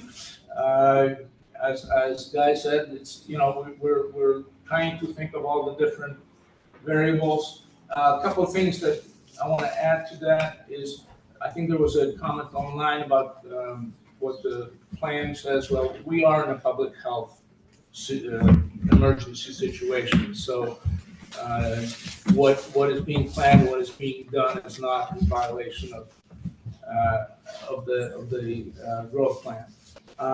The other area where we didn't lay it out, but is CEQA, and I think we already touched on that. Going with a Solvang option is probably going to have a very minimal environmental review. Costs are one thing. The other, which is sometimes of greater concern, is the exposure to challenges. The larger the environmental document, the greater level of review, the greater chance of somebody who is either against the project or has a real concern about some environmental effect from this is likely to challenge an approval of an EIR, and that may slow down the project. It may cost money. So it doesn't mean that EIRs are done every day and they're approved every day, and some get challenged, some get done. But there is a level of exposure that's greater if we build a plant that we operate versus sending it to Solvang. With that, I'll gladly answer any questions. Great, thank you. Anybody? I have one question, just going back to the numbers you had for the community system, the 300 to 400 on the do those numbers reflect that insurance liability that we'd have to carry for this district-owned plant option? What are you talking? I'm sorry. So if on the spreadsheet you showed earlier for the plant, Yeah. where that was that 300 to 400,000. Let me bring that up real quick. Yeah. I'm just wondering if some of these, if if If the numbers we calculated the have up cost of there, Insurance into that? yes, and all of these various, you know, So I attempted to. okay, I included $100,000 for annual insurance. Is okay, it enough to cover that? I don't know. Okay. But that's part of that 200 that got added. The others were thing and permits and sledge hauling and some other things. but the assumption is 100K. Again, in a short window to try to pull those numbers together pretty tough. I understand, I'm Again, just from a asking the magnitude question. perspective, I think it's. Thank you. And, you know, this is the other thing. We're at a 30% design kind of, right? And we're also at a 30% as it relates to all these sorts of things. So as we go through this process, we're going to uncover more things like that. Oh, yeah, you know, is that a cost? Was it included? I dug into the Stantec documents again. I dug into the region documents again, just to remind myself of what is and isn't included. So there may be some others out there, but I think we've got the vast majority of them. And certainly the big ticket items, right? The actual plant itself, land, pipe costs, and all that sort of stuff. Thank you. The only thing I've got that is kind of not talked about in what we've done, but it's been brought up in the community, and Ms. Rohr read the section out of the San Ynez Valley Community Plan, which I spent considerable time looking over today myself. And the one that she quoted says that yes, sewer extension along the Alamo Pintado corridor would also be inconsistent with the community plan policies, which recognize and support preservation of the district, et cetera, et cetera. However, it also goes on when it comes down to their wastewater goals, policies, and actions, that their goal is to ensure adequate wastewater treatment and disposal throughout the planning area, and a development and infrastructure shall achieve a high level of wastewater treatment in order to best serve the public health and welfare. And their titles here are shall indicates unequivocal directive, should signifies a less rigid, and may makes it permissive. And then I'll go on back to where it was brought up that annexation of interrural, this is in policy WW-SYV3, annexation of interrural and rural areas to sanitary district extensions or extensions of sewer lines into interrural and rural areas as defined in the land use plan shall not be permitted unless required to prevent adverse impacts and on environmentally sensitive habitat or protect the public health. And then action WWSYV 3.3, the county shall work cooperatively with the St. Ynez Community Service District Regional Water Quality Control Board to pursue feasibility, fiscal, and environmental studies to evaluate the possibility of implementing an on-site wastewater management plan or other alternative solutions for the town of Los Olivos, Ballard, and portions of St. Ynez.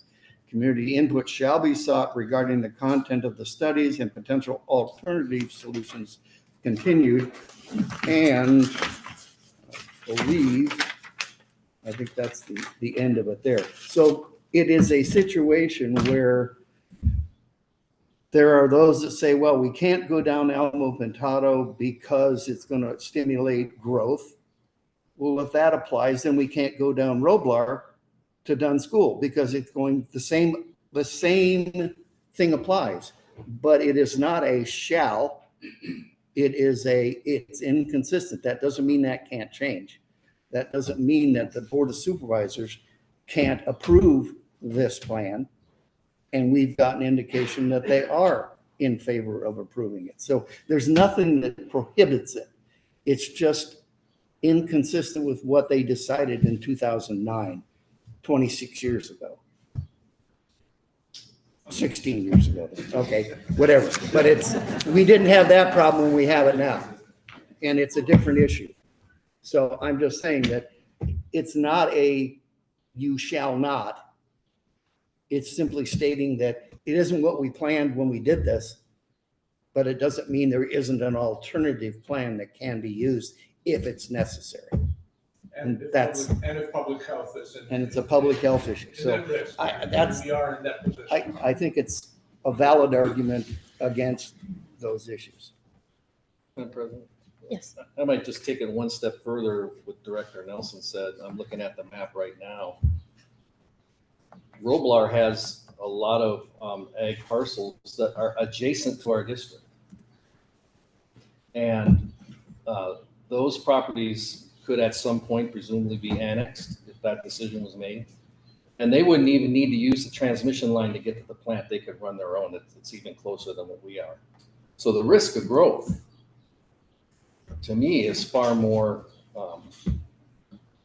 likely with a pipe up Roblar to Dunn or wherever for those factors. And then when you consider the sizing and the physical restrictions we can put on Alamo Pintado,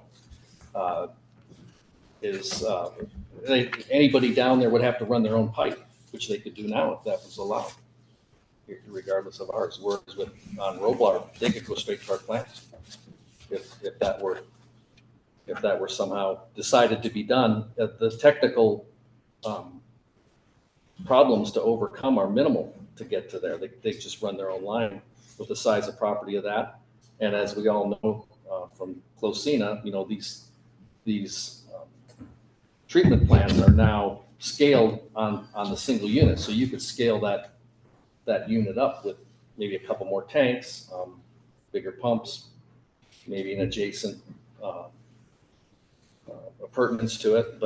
And so you could increase the capacity to handle that easier with the local option. So if you're worried about growth,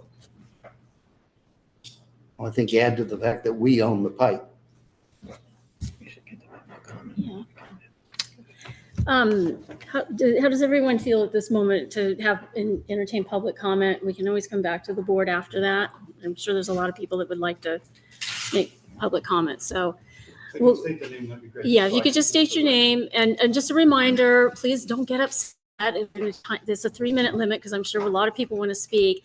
It's not that we're trying to cut you off or just please be understanding about we have a process here. You got it? Okay. All right. Who would like to step up first? This gentleman in the front. Mike Barnes, President. 2 questions. With the comment that was just made about. Sorry. 2 questions. First one is the comment that was just made about the size of the pipe. Just to clarify, we will have the ability, the board will have the ability to restrict the size of the pipe to limit community growth.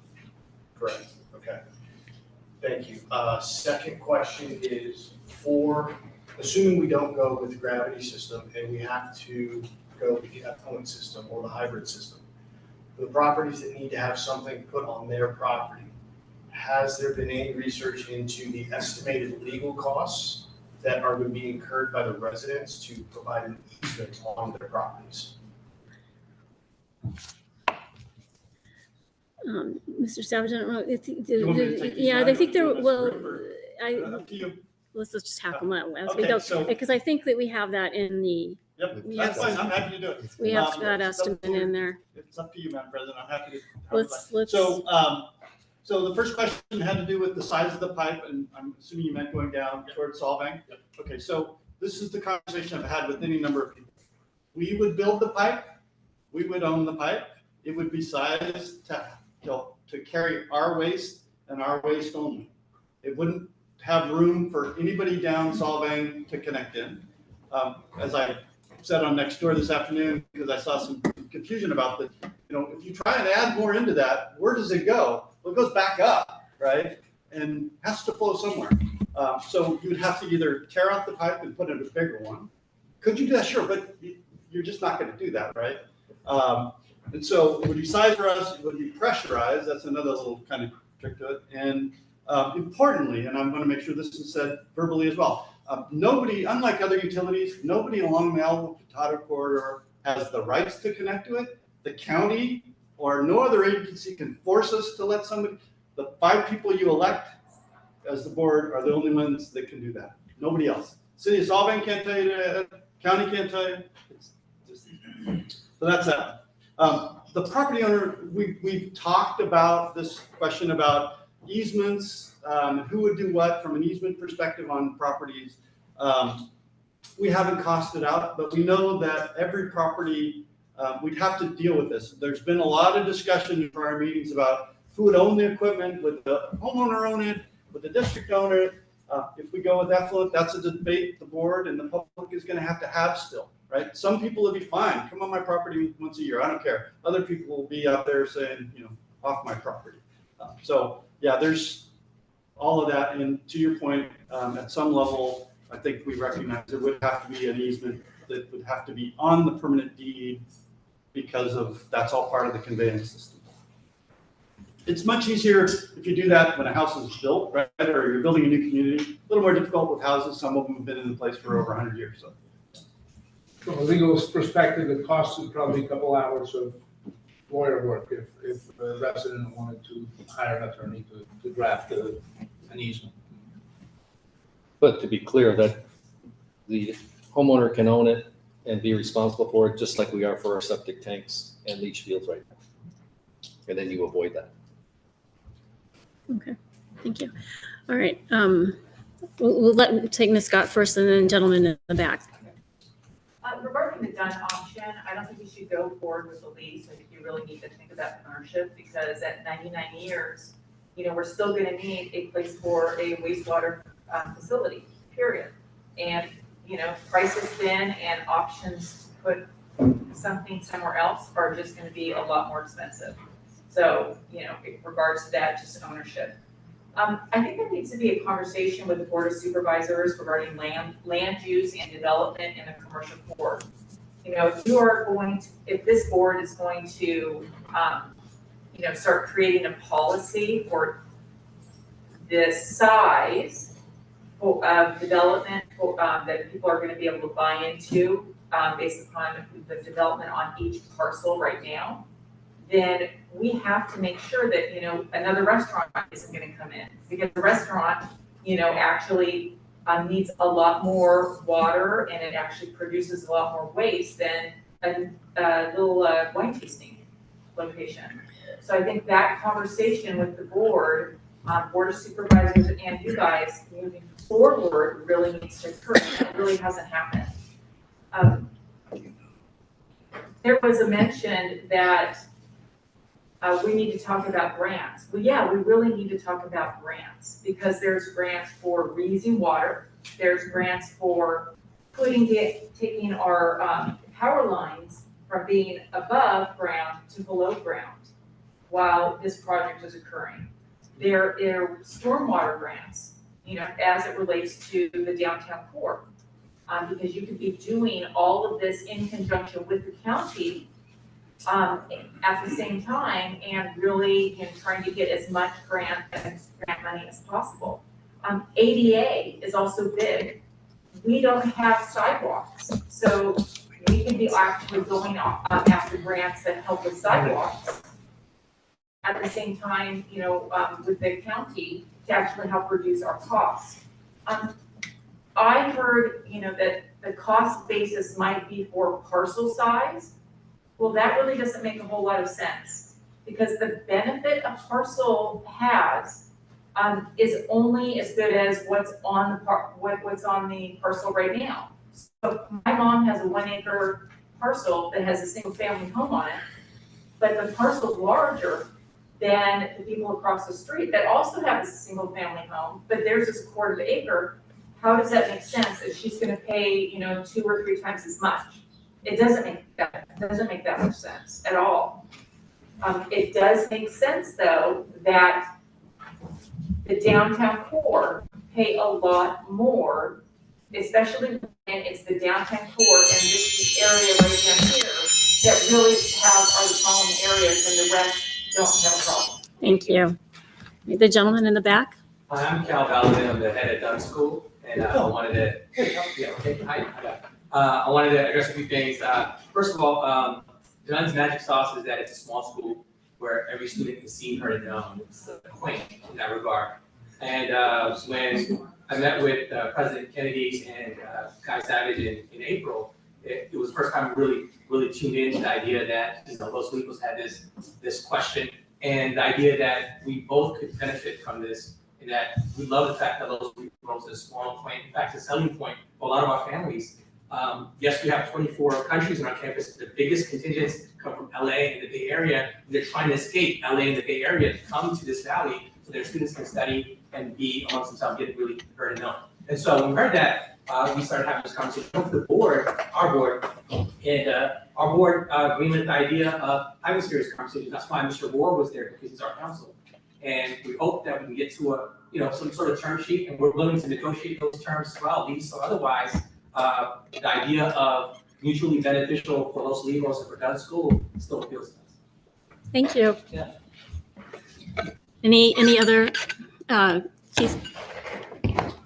Hi, my name is Keith Sarlos, and I wanted to talk about, according to your May 2025 report, 4 of our 5 monitoring wells in Los Olivos are below the threshold. It means 1 well, NW2 came in at 12, and that's it. What we're talking about is a surgical issue, and what's being proposed is a $50 million application. What we're talking about is literally $7,000 to $9,000 per parcel in property taxes that is going to crush small families. If you think the size of the school is small now, it is going to dwindle. People are selling their homes right now because they need it. And there are options that are beyond this massive project that we could all take in. We could go to advanced water treatment systems and put them in, 3 of them in already. The nitrate levels are well below the system. If we tie into Solvang, Solvang's pumping 6 to 8 right now into the river. And we have only 1 well that's out of drinking water standards. To me, this is crazy. Because what we're going to do is tear up every street in this town for years. We're going to crush the local business center in here because we 100% rely on people coming here because of how quaint and beautiful that it is. We're going to have each home, where if we put in a system right now, if we say we have a 10-year rollout system and every single system needs to be switched, the technology is going to jump. We're talking about NASA, we need to be SpaceX. We need to be out front of this thing. And the proposal that we're seeing right now is not legitimate. I mean, I understand you're putting it through, but there are better ways to do this. And if we tear up every single street, you're going to crush the businesses that are hanging on by a thread. Absolute threat. Right now it is quaint because we have a wastewater problem. Right? We have a high water table. And that means you can put in tasting rooms and art departments and things like that in our businesses here. All bets are off. All bets are off when we have a sewer. It is going to change the fabric of this town. And it is terrifying. The one thing I would like to say is all these systems that are going in right now, Solvang's putting 8 into the river, we're below it. And then if we add to that, that number will go up because of concentration. Anywhere we're putting, it's going to go somewhere. We're just moving our program somewhere else and making it somewhere else's problem, where there's not a well out of regulation. We're talking about drinking water levels. All the water here is not at 20 feet. The water every single person in this town is drinking comes from the San Ynez River system, and those are thousands of feet deep. I just tested 3 wells within Los Olivos, and they were well within drinking standards. So you guys, as a board, you need 100% before you slap every single person here with a $200,000 or $300,000 extra bill over the next 30 years. We need to have a small, individualized solution. Thank you. Grant, due to the community and so on, maybe you addressed this, but is part of your study the impact on the tax bases for residential properties? If you have an assessment of 200 or 300,000, what would be the impact on property values and tax assessments for your property? Is that part of your charge or not? I'd be curious to hear. Thank you. I can partially take that perhaps, if you'd like. Sure. So if you look, again, treating every parcel the same, right? I want to reemphasize that. You're talking about, depending upon which option, and I'll kind of go at the higher end, $10,000 a year for 30 years on every property tax bill for the construction. So that's what it is, right? What I mean is that, does that then lower the property value? Oh, does I it see. Okay. increase your property value? Would there be an offset on our tax bills because we now have to shoulder that cost? So we did do some research. Thank you for correcting me back. We did do some research. The research we said there's not really a huge positive or a huge negative. Some communities saw it go down. Some saw it stay the same. So, you know, it's not like, oh, it's going to So we increase or wouldn't drop things necessarily like, recoup yeah. through our current assessments. So the studies we've seen don't really, they're not clear. We have looked, there are a few out there, most of them from other states. So, you know, kind of tough to compare California prices to, you know, Kentucky or Oklahoma. So, yeah. Thank you. Will it be tax deductible? Like your property It's taxes? federal level, right? Go ahead. Yeah, good evening, board members. Mark Kirkbill, been involved in this a long time, hosted most of the meetings in here, they got this whole thing going. And we believe in forming a local district so that the people of Los Olivos have the best information so they can make a decision. I was pretty frustrated a couple of weeks ago with your workshop. Your format didn't allow public comment, facts and figures. It was a little bit more like an infomercial. I rewatched it again today because I was trying to get answers and it was even more of an infomercial. So I encourage you to do more community meetings and surveys like somebody had mentioned. And I do agree with Mr. Sarlos that the issue seems to be where the county told us it was 15 years ago. Your groundwater results have shown that. One is not a law, one is a goal from a regulator. The base around the state of California, 2 is like the baseline. So we're trying to hit something that's less than the baseline around California. So I think we have to be smart and surgical. And you also stuck your monitoring well right next to known dry wells and one of the oldest properties in town that's been using dry wells. So we've got to factor that in. All that said, I'll submit these letters. This first letter was from June of 2024, a year ago. We funded Polo funded $70,000 for studies. We strongly encouraged you to study alternative treatment options in that. The technical committee headed by Mr. Fayram did not want treatment options looked at.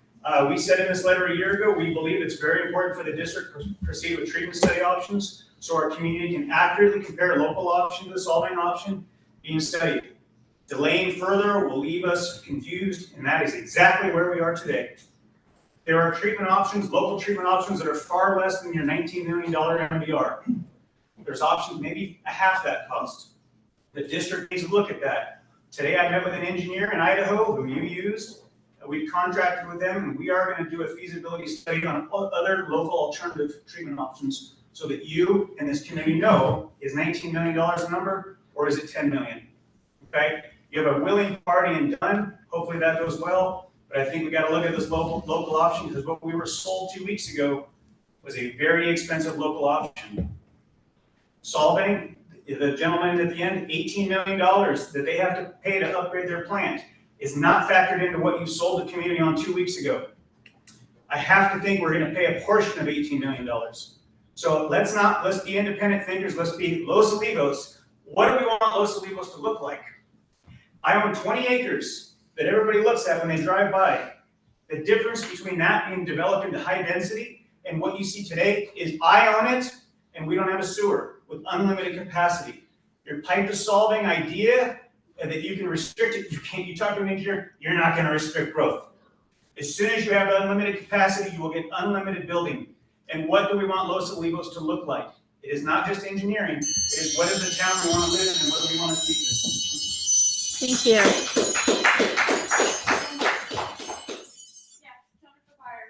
One of the things that Mr. Sarlis said, which I would be interested in, is have we done a survey anonymous of our local residents and what is their, whether it be median income, are they on Social Security? You just doubled, or potentially we are doubling their property tax plus this. You will have every homeowner who's retired home up for sale. And when you say we don't have enough information, I'm in real estate. You're talking like an Alisol leasehold now. You'll be crushing the real estate market. You will not have these local legacy residents here anymore, and you will completely ruin Los Olivos as the town that we know it today. So I encourage to look at other options, the surgical approach. Thank you.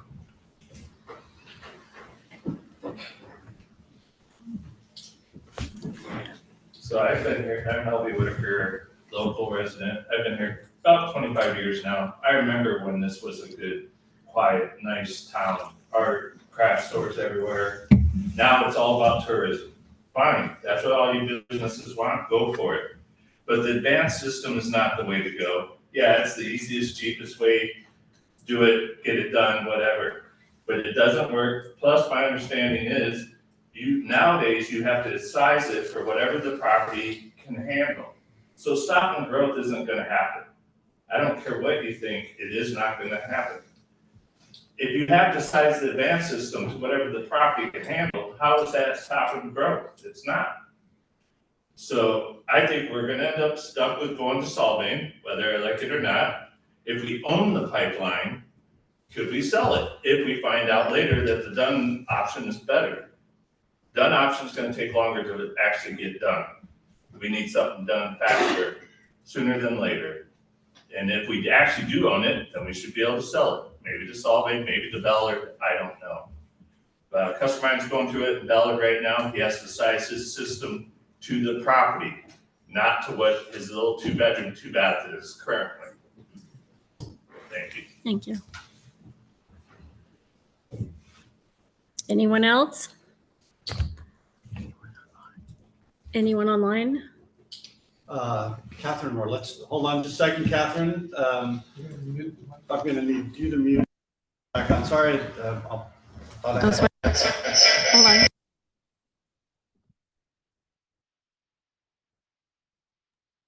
Okay, thanks for the thumbs up. To the gentleman who just spoke, just so we're clear, the Stantec system, building a collection system to send to Solvang, is based on maximum build out of every parcel in our community. So I think that's relevant. And I think it might be important for you to factor that into your thinking. For the idea of this magical pressurized pipeline to Solvang, I've spoken with engineers, and it's not magic. We're going to have timed release of effluent, which means that pipe's going to be empty part of the day, right? All Ballard has to do is put in its own lift station and tap into the pressurized line. It's not complicated, and it's most certainly not legally impossible, as your own counsel said. I want to remind the board of Resolution 1904 that you passed. I think President Kennedy and Director Fayram, maybe Director Palmer were on the board at the time. That's in full force and effect. It was a great plan. It was about a system in and for the commercial core. Because you know what? That's what wells 2 and 4 are showing us right now. That's where the elevated nitrates level are. That's where the small parcels are. That's 1/3 of the parcels in the district.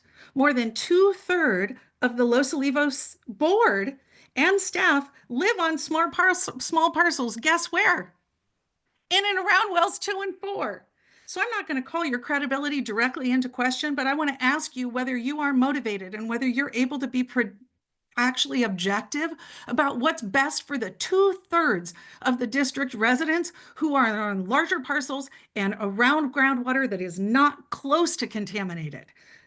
So why would Los Olivos not be on the hook for claims against the Solvang plant or discharge violations? All due respect to your counsel, but that is bananas. Why would Solvang enter into a contract where they don't pass liability onto each and every Los Olivos homeowner if they get sued, if they have discharge violations, if they have breaks in their lines?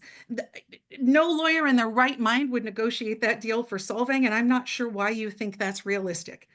Employees is an outdated notion. You do not need employees or 24/7 employees for a plant. You need to think about new technology that can be small and underground and managed by contractors. The idea that you're building this enormous, ridiculously expensive thing is so outdated, it is almost laughable.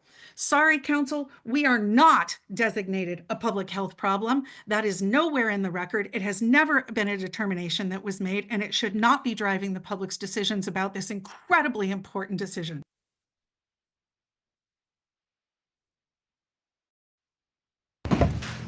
Thank you. Any other online? No. Okay. All right. I'm just going to one last chance, one more opportunity. If there's anybody in the room that would like to make a public comment Okay. Do you want to read any that were submitted today? Oh, yeah, Sam Yeah. asked that one. Yeah, The board has them, right? we Yeah. have them, Yeah, yes. okay. So thank you. I'll just note that we did receive a letter from Sam Marmerstein about the subject. It was distributed to all the board members, and I believe, Guy, you said you would put it on the website. Is that correct? Yeah, I or- can. Okay, It's the one that was received okay, within your timeline. all right. Thank you. I don't think there was anything else that we received at the, okay. Not that You I'm aware of received a either. letter All from right, Dennis we'll go ahead and bring Beebe it of back to the board Solvang. then for You any received further a letter from Dennis discussion, Beebe of questions. Solvang. You want to go, Greg? Okay, well, yes, I'm not good speaking off the top of my head.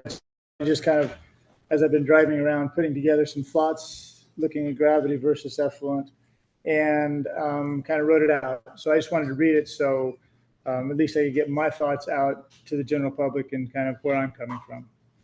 This board is tasked with a huge decision that will have long-lasting impact on the community of Los Olivos. I have serious concerns about the financial burden this project is placing on the community. Therefore, I believe it is our duty to find the most cost-effective solution to the wastewater problem. We need to have the most accurate numbers going into this decision-making process. It appears that some potential savings were unintentionally omitted from the table shared, and some comprehensive analysis could provide a clearer picture of the system's overall cost effectiveness. Effluent sewer savings could increase further during implementation as a percentage of existing septic tanks may be suitable for conversion without full replacement. It's difficult to estimate the savings without a full analysis of all the tanks. However, the majority of the expense of the system is the replacement of the tanks. Therefore, significant savings could be available with this analysis.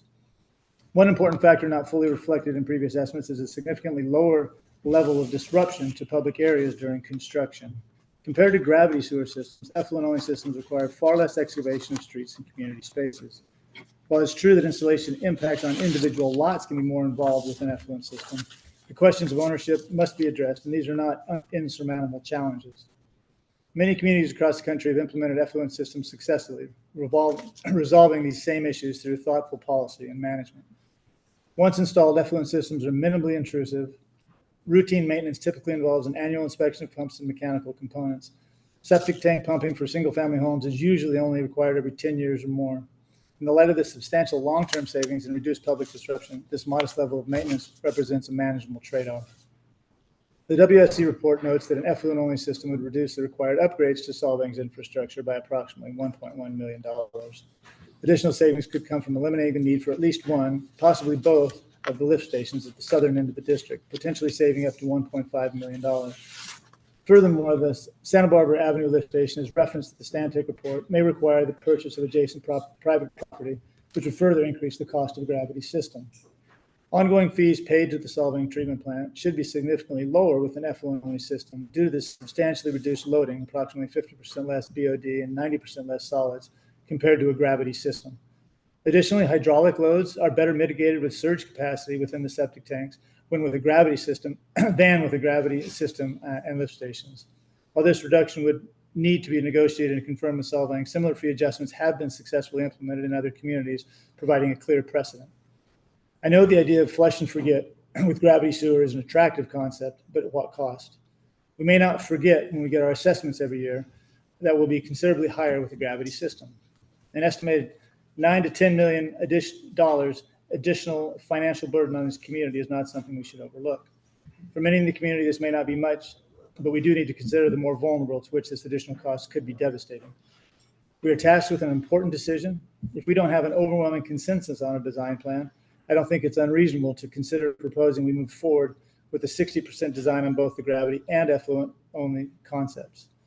While the cost may be not insignificant, this would give us a much clearer cost comparison to make a final decision before a Prop 218 vote.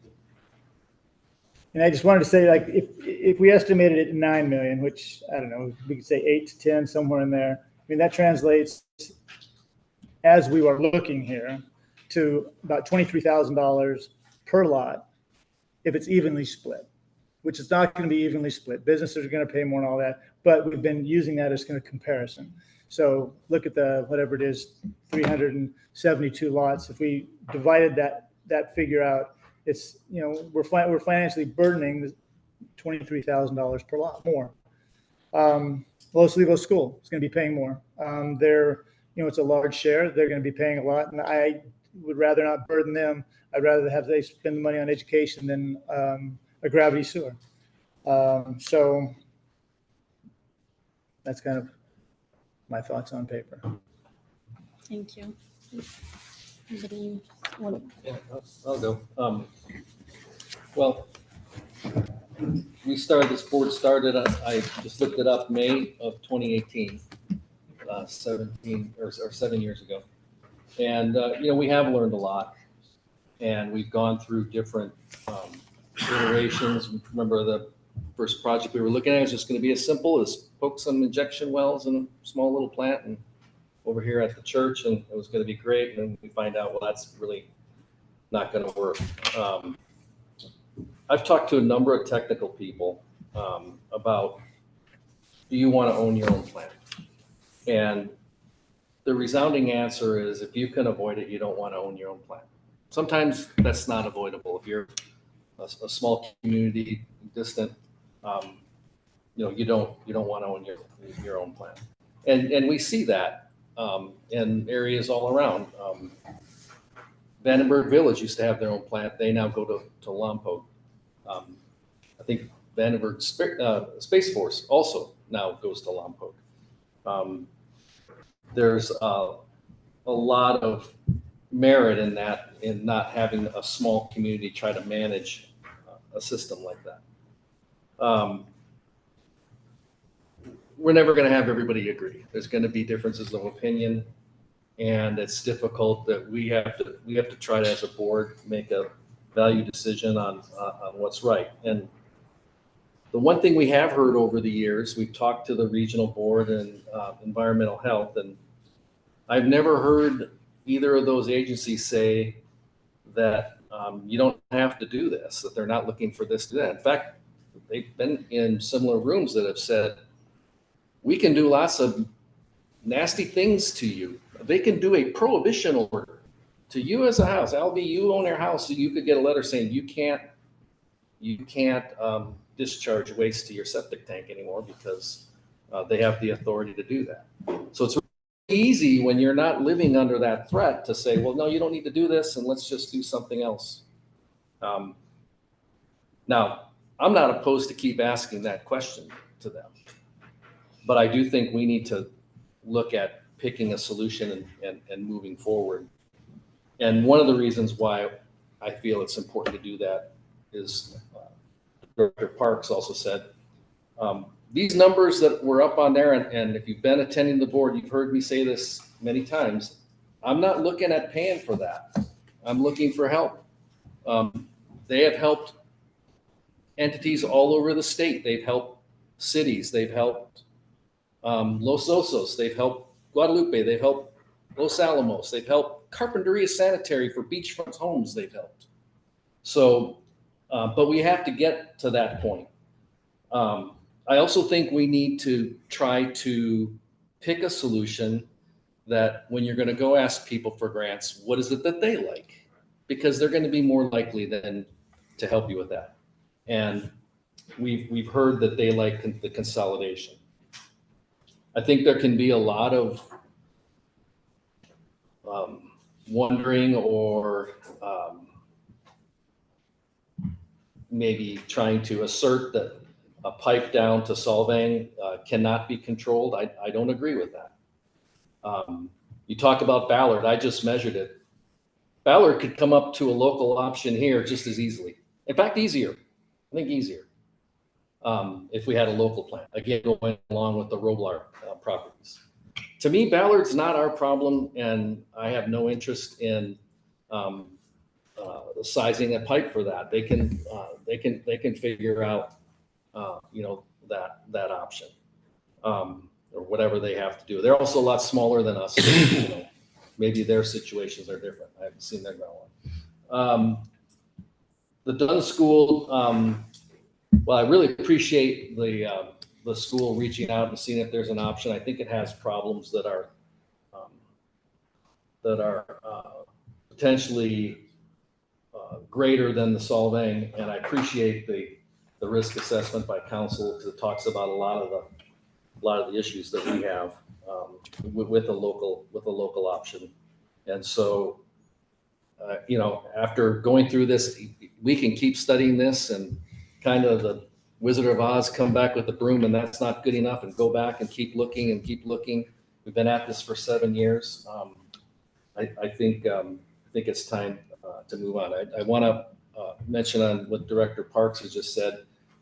You probably heard I've been a proponent of a gravity system. That said, we could move forward with a project that maybe noodles that decision a little bit more, but our transmission and treatment option with a idea of what we're going to collect and treat and where it's going to be collected and treated could be done, and we could still have time to look at what are those what is the cost savings Solvang would charge for effluent only? What is the cost savings on the lift station? And is the community looking at that? Because we've overwhelmingly done this several times, and people say, yeah, we know it costs more, but we want a gravity system. And maybe we need more information and see if that's still the case. So I'm open to doing that, but I think it's time we put together this new project description so that we can start talking with whether it's done or Solvang, and then start seeking grant opportunities. I'll stop there. Thank you. I'll go. So first of all, I appreciate the participation over the 7 years now we've been doing this, and we've learned a lot. And I think have come to understand that there's going to be trade-offs no matter what.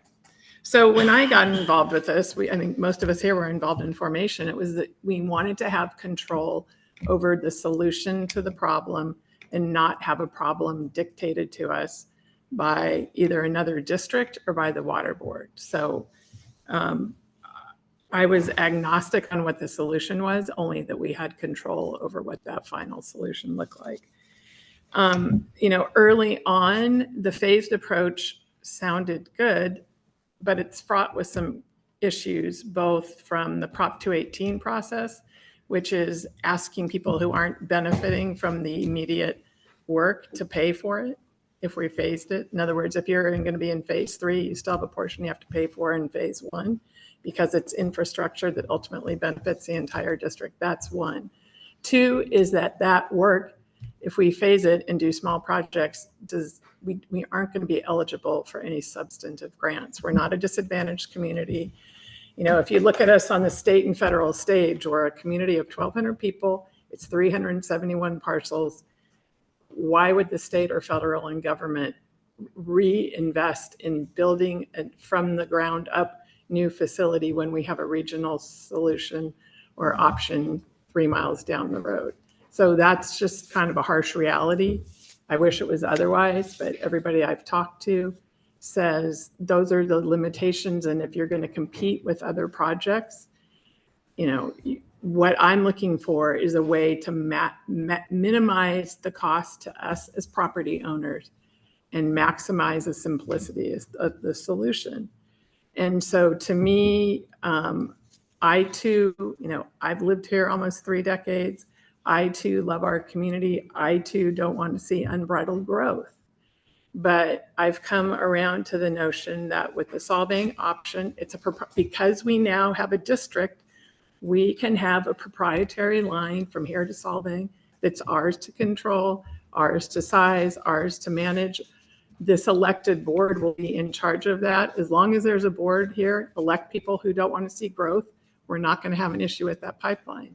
It's going to be sized. We're going to have a contract limit with the City of Solvang if we go that way that says this is the maximum capacity. So, I realize that that's a shift, but if it means we can get half of a capital project paid for and reduce the cost to individual property owners, then I think that's a trade-off worth taking or a path worth taking. And until we come up with a project description and say, this is what we're planning to do and or study further, we can't get in line for anything. So if we choose that option, we can go out and tomorrow we've talked about setting up a committee meeting with Salud Carbajal from our congressman, our two state representatives, and the county and the water board, and saying, okay, here's where we're headed. How are you guys going to help us pay for this? Because I realize when we get to the vote, if we don't have funding to reduce this capital cost, no one's going to vote for it, including me. Okay, so that's why I feel like that's I think from a disposal standpoint and a spreading the risk on the operating and maintenance side, it's a big, big ticket to build our own thing. And then not only the capital cost, but then the ongoing O&M to not be able to spread that risk or have anywhere else to turn. I'm kind of agnostic on the gravity versus effluent personally. So I'm willing to go with the board. As I said, my preferred solution is the one we can get approved. And I think that's by reducing the costs. So if one comes back considerably less and we can agree that those trade-offs on the collection options are something that we all can live with, that's fine. But I feel strongly that the solving option is the only way for us to reduce the capital costs. So that's where I am. I would piggyback on those comments, and I like to think outside the box, and I like the effluent idea. And we went up to Oregon and saw a community up there that has that system. And I think it can be done. And I think it can be done with the least amount of interference in the community. Whether that's the plan that we choose or not, I don't know. And I have looked at this from a lot of different angles. The one thing that is very hard for me to do is to look at that it's 392 individual issues. It's not. It's the whole community's issue. And you can look at it that, on my property, I can put an advanced on-site system because that works for me, and I've got 2.5, 3 acres, and I can do whatever I want. Well, not everybody has that. Some people have only maybe less than 1/4 acre, and they have no other option. They can't use a septic tank. You can't put a new one back in. It's not going to happen. So you either look at it's a community that we need to all pull together to do what's right for our community, or we're a free for all and everybody goes and does what they want. And the county's been kicking this can down the road since 1974, and nobody's done squat about it. We're trying to do something about it. The longer we go, the more it's going to cost. We are trying to find the most efficient, most cost-effective, best solution for everybody in this community, not just for 1 or 2 people, not just for a restaurant or a single-family house or whatever. We also have people that have a large thing into it, which is Maddie's Tavern. They're going to be part of this too, and they're going to pay a lot of money to be part of it. So they're going to take a big chunk. We cannot keep looking at this and get caught in analysis paralysis. We can study this for the next 40 years and never come up with a solution. And it's not going to change the problem. It is what it is. And we have to do something. We've been at this for 7 years? We don't want to do 7 more. It's going to be hard enough to get it done on a time frame that will work, because you don't just have somebody come in and start digging holes and doing work. It takes planning. And you have to plan, and we're trying to plan. But we have to pick what we think is the best solution for the community. We're all in it. We're all going to be paying whatever we're going to be paying. And we don't want to pay any more than anybody else does. But that's why we got elected, was to do this job. And we're trying to do it the best we can. We've studied a lot of different things. We have looked at stuff inside and out, upside and down. A decision has to be made. And right now we're at a point where we need to decide what is the project going to be, because then we can start getting grant money. We can talk to people about what we can get money for and how we can do it. You can't go in there with a wish in one hand and say, hey, give us a whole lot of money because we're going to build something. Doesn't work that way. It has to be planned out. It's got to be designed. It's got to be engineered. And these are the people that know what they're doing. That's why we have them involved. And so at this point, we need to do what's best for the community as we see it, and the most efficient and the most cost effective we can do it. And we're going to do it the best we can. Thank you.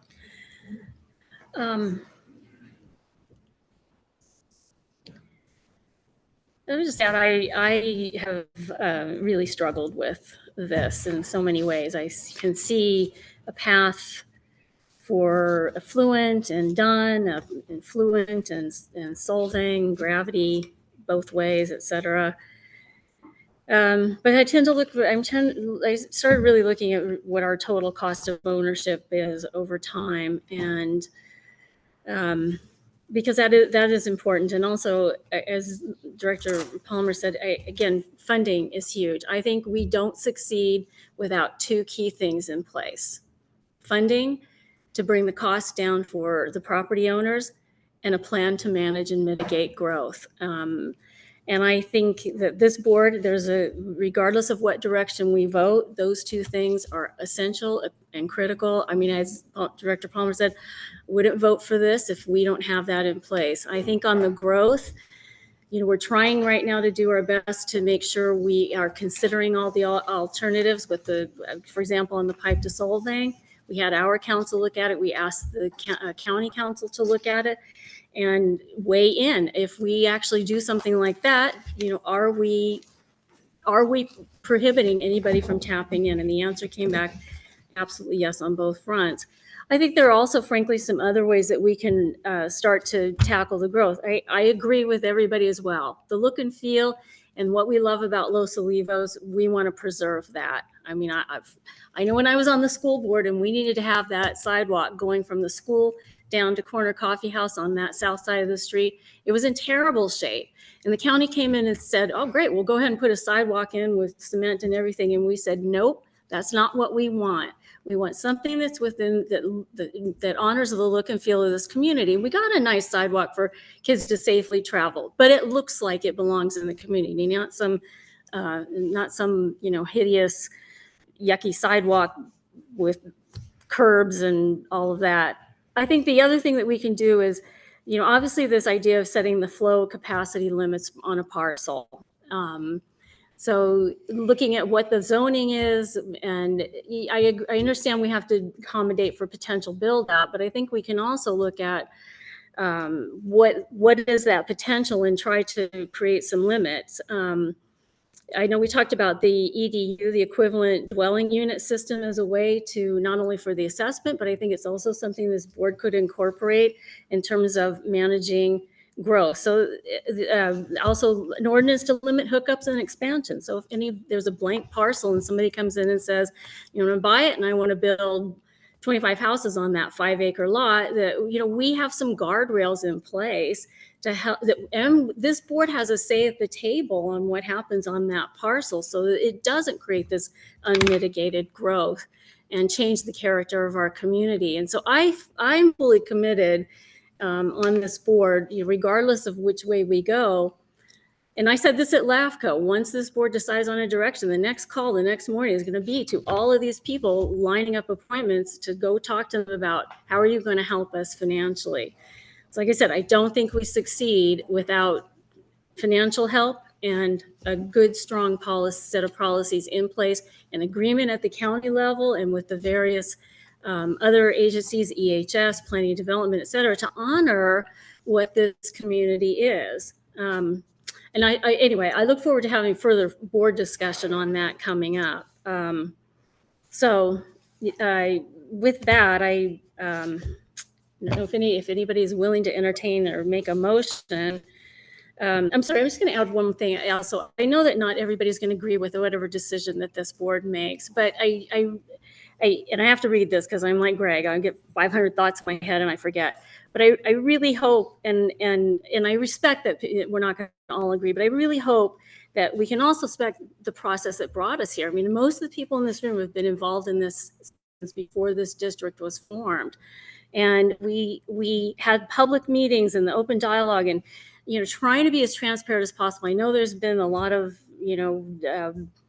some feel that we haven't been transparent, but, really trying to define what does it mean for this local control. But, even if we disagree, we're still neighbors. We still have the same set of goals for this community. And I hope we all maintain that perspective going forward. So anyway, with that, if I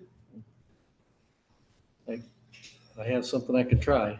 all right, let's All right. put it And out before I there. do that, Madam President, I appreciate those words of, it's difficult. There's disagreements, and that's okay. That the disagreement's okay, but we still are a community, and we're trying to do its best. I wrote something out. Let me see how this works and what the board thinks of it, and we could talk about it. I would make a motion to have staff bring back a revised project description and associated resolution to move a project forward to allow further development of a Solvang transmission line and defer collection decisions until after refining costs of a Solvang contract that would address, is it cheaper with the lift station? Is it cheaper with an effluent only on the Solvang treatment? I don't know if that's missing anything, or maybe ask Mr. Savage if there's something more he would like to see in that, or if the board is interested. And this more editorial while I wait for Mr. Savage is, I think the project is to serve the district and the transmission and treatment in Solvang. The collection system, we could look some more at that and maybe further outreach to the community and defer that decision. I think that puts the flavor of what the project is, the detail of the collection. And it still could be all gravity, all effluent, or a part. We've got information on all of that. Council, Mr. Savage, did what I read make sense to you? Is that something you think? Now, how would we do that? Would that be, contracting Regen and see what they feel, looking at the transmission lines and pump stations and or booster stations, how that financially would differ? Because I would like just some kind of outside I'd almost influence looking in versus Stantec, using Stantec's numbers. You know what I mean? I agree with you, and I think that goes both ways. I'd almost like to have a third entity do both of the work instead of splitting it. Yeah. And have one that hasn't done either of that, look at that. And, we could find a contract. We can get someone that's experienced in both. You know what I mean? Because Stantec's not experienced in effluent. They can kind of talk about it because they've heard about it. And Regen does a lot of effluent. And while we're doing that work, we could start the work with Solvang to find out what the differences are. Yes. And but our project is, we're going to collect the district. It would be transmitted to Solvang and treated at Solvang. So the project is basically there. The detail of the collection would be deferred just for a little bit. I think that still gets us there. And if any of the board has counter to that, this just was my initial thought. Yeah. I mean, my opinion. I mean, just because, I look at numbers and I look at the community, and that's a huge number. Yeah. $20,000 per lot. Let's just think about it. People, some people are like, sorry, I'll write the But check. But the counter to that too is, Maybe I've talked to the regional board and we asked them, what's your preference? And they said gravity to Solvang. And so that also allows us to, exactly. Exactly. And so that gives us a little time. Check, exactly. But it gives us time to look at that too. But again, the project's there for us to look for that. I'll second that motion. Perhaps I could get you kind of, I didn't capture that. I want Okay. to make sure I've got it in a way that I can Yeah. read it back. Yeah. I feel like- Before I get a full second there. Do you want to just take this? and Do you look have at it scribbled down and make sure I Do you want to understand? take a quick recess so you can look at that and come back? The motion is, I can read it, and to maybe respond to the question, you kind of, staff can do this? We can do this? yeah, so just for clarity, the motion is, it will be, Motion is to have staff bring back a revised project description and associated resolution to move a project forward to allow for further development of a Solvang transmission line and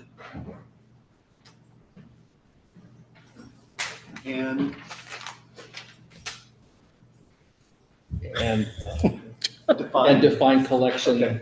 and defer collection. defer Do- collection. Do, We do it writing. do we want to, I mean, I know there's there's discussion. Chapter. Do we want to be specific? We're deferring it till when? Till we reach? Well, It just my intention was to come back at the next board meeting in June. with No the pressure, man. definition?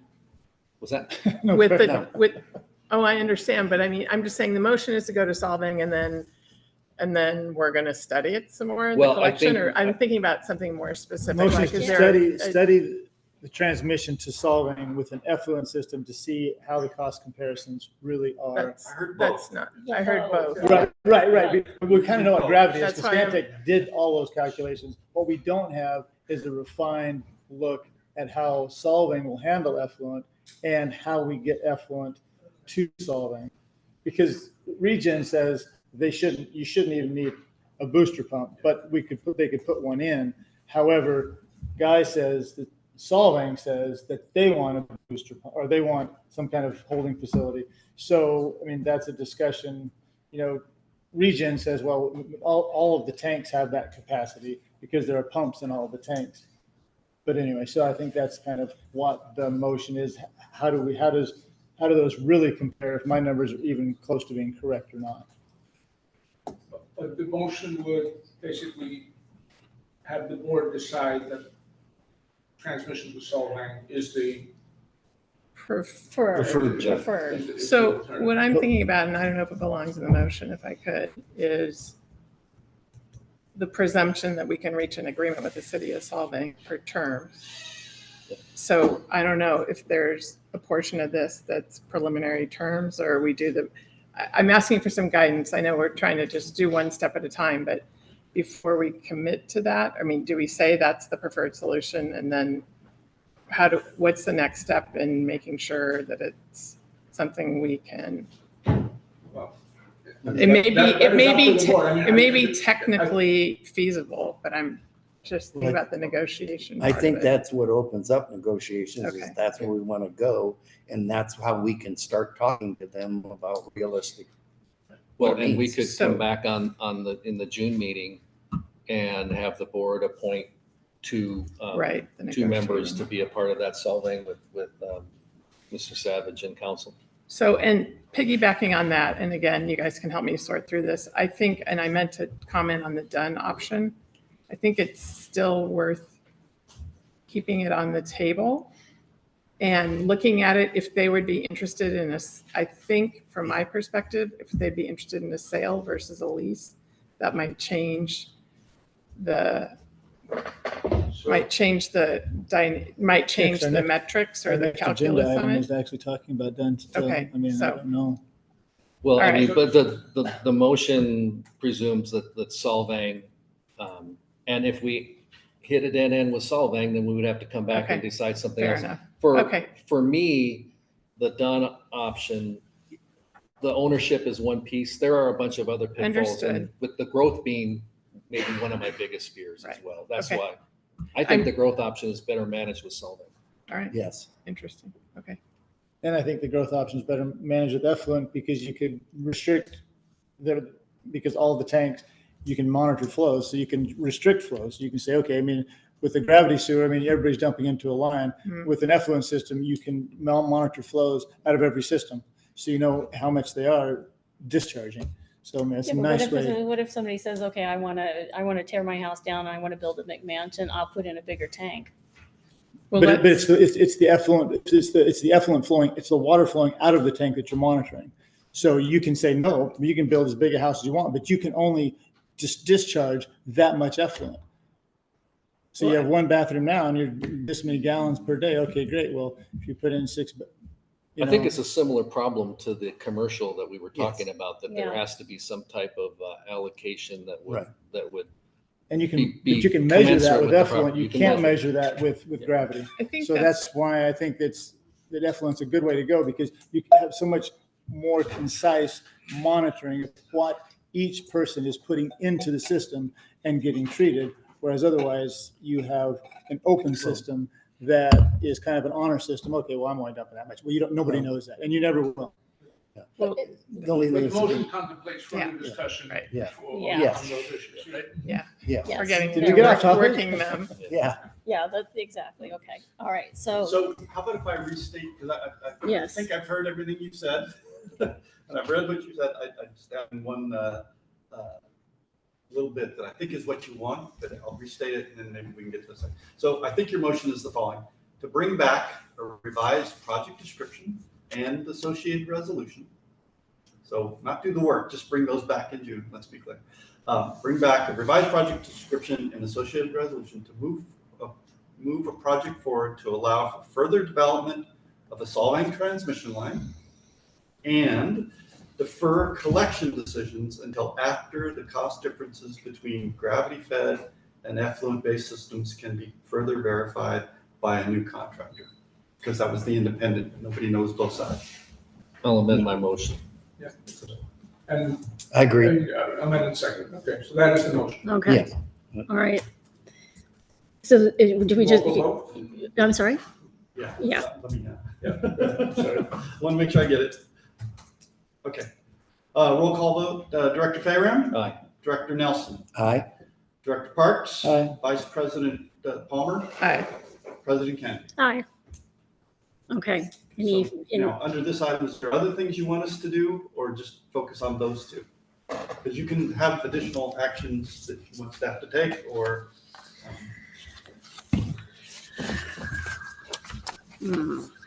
I would like I to just know, wanted to make it I clear do that want to there are know, other things you I do don't want to have know on if there. Dunn is open to the idea of a sale Yeah. versus a lease. Yeah, and he left, so, I know, but That's that's. okay. yeah, we can still, You can have those conversations as the president, so. you can- Yeah, we can do that. We'll, Isn't our next agenda item talking about Dunn? Just by consensus direction of staff to establish that. yeah, have a follow-up discussion with Dunn about,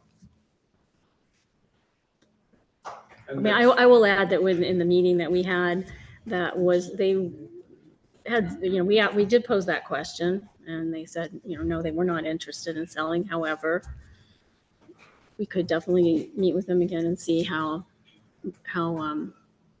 firm they are with that assertion. And we have at least 3 of you that would like to do that, right? 3 of us, at least, I know Director Palmer, you're a yes, I'm a yes. Oh. Okay, yeah, we'd say we have at least 3 who are, so we'll do that. Well, I think we can clean that up on item 6. Yes. Okay. Yeah, exactly. Okay. All right, well, so back to General Manager Savage, is there any further direction on this particular item that we, as a board, want? Again, be specific. So, I'm gonna bring this back, but what I'm gonna do also in the meantime is I think I'll have to start looking for someone who can. Yes. A vendor who can do this, and understand that we're not going to 80% design, we're redoing. Mhm. Yes. It's kind of a verification validation of the 30% design documents by somebody who's licensed in California and can do all this work for us, right? No Yes. sides. Maybe what we could do, you can still bring this back and then. Yeah, I'm just saying, I'm And gonna then the start looking technical for committee then could people to do that. look at, yeah, then we could, yeah. Okay. Anything else on this item? Okay. All right, let's see. Our next item on the agenda is appointment of real property negotiators related to treatment and disposal at Dunn School. Yeah, so I was going to just say, I'm going to hand this over to the council. We had a long conversation about what can be done when it comes to negotiations in open session and what can't be taken to closed session. And I'll hand it over to him because that's. Thank you. President, directors. Brown Act requires, prior to having a closed session to discuss, not in public for obvious reasons, the direction, the terms of acquisition, the price, anything related to a done project. The board appoints and names the negotiating parties, the negotiators.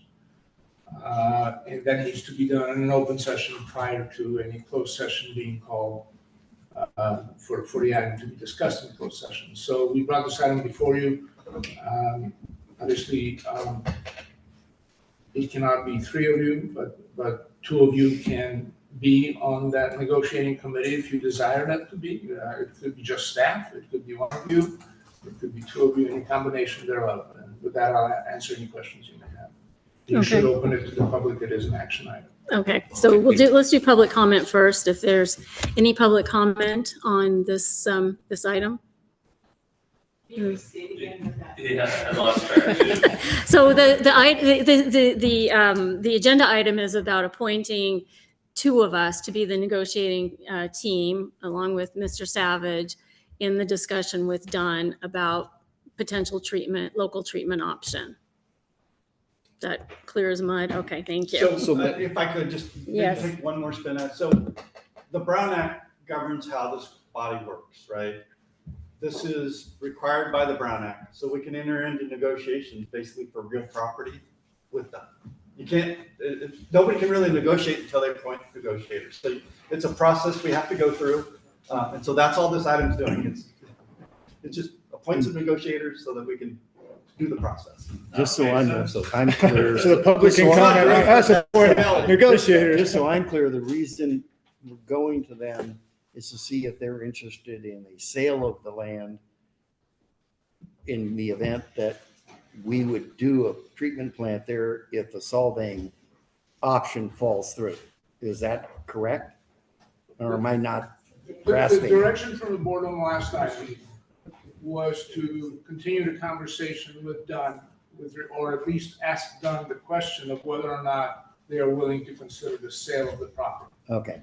So in order to do that, the board should appoint negotiators, and then we can go into closed session and have a discussion about that after we meet. Okay. So, question for council. So do we need to do this now, or can staff just ask the question and report back to the board in his director's comments? Because I just don't want to have the appearance that we're going down two projects. But the point was brought, if something with Solvang were to fall apart, then then that option's off the table. So here is the logistics of it, and the short answer is yes. The board may just simply give direction to general manager or me or one of you or the president to ask Dunn whether under what circumstances would they consider a sale. The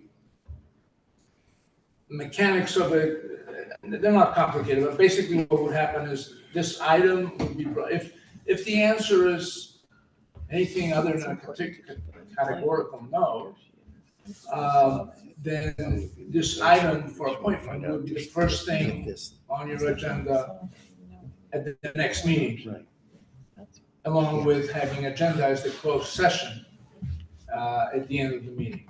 So you would take action on appointing negotiators, and those negotiators would then go in, and have a closed session meeting with the board regarding any further discussions. It's two of you. If two of you are going to be appointed ultimately, then you're going to be in there anyway. Obviously, somebody on staff needs to be appointed as well. But there's no harm in appointing. You can wait. Yeah, there's no appointing harm. negotiators and just going forward and telling Dunn we prefer to go to Solvang, but we'd still like to see what you have on the table, and just in case something with Solvang doesn't pan out. Yeah, again, you can just direct the general manager to basically since gentleman from down left, before he took action, to let them know what the action was, that's public. And then let them know that there's a question, under what circumstances, if any, would they consider the sale of that property? Because for me, And that, we can that doesn't report make it, that doesn't change everything else that I have concerns about. It doesn't But change would the be- liability issues? Yeah, but it would be good to have, and I just don't know if we need to appoint negotiators to do that at this At the point. moment, yeah, Why don't we defer it then yeah. till the June I meeting? don't think it'd be a bad idea if we make contact with him and just, since he left thinking that Yeah. we made the action on going to Solvang, and if there is something else they can talk about in the meantime, just not necessarily a negotiation, but say, are you still willing to be in the game if something doesn't work out? I mean, what would your parameters be? Right. That's kind of what I'm thinking. I just find it interesting that they want, or they came to us, but don't want to hook up to it. That just seemed odd to me. I thought they would want us there because they would want to hook up a lot of their, to it, so it would be kind of a jointly run thing, and then to have it just, your plant's gonna be sitting on our property seems a little odd to me. Their connection would most likely necessitate a LAFCO process. Right. District owning property outside of the district, but not serving outside the district would likely not require a LAFCO process.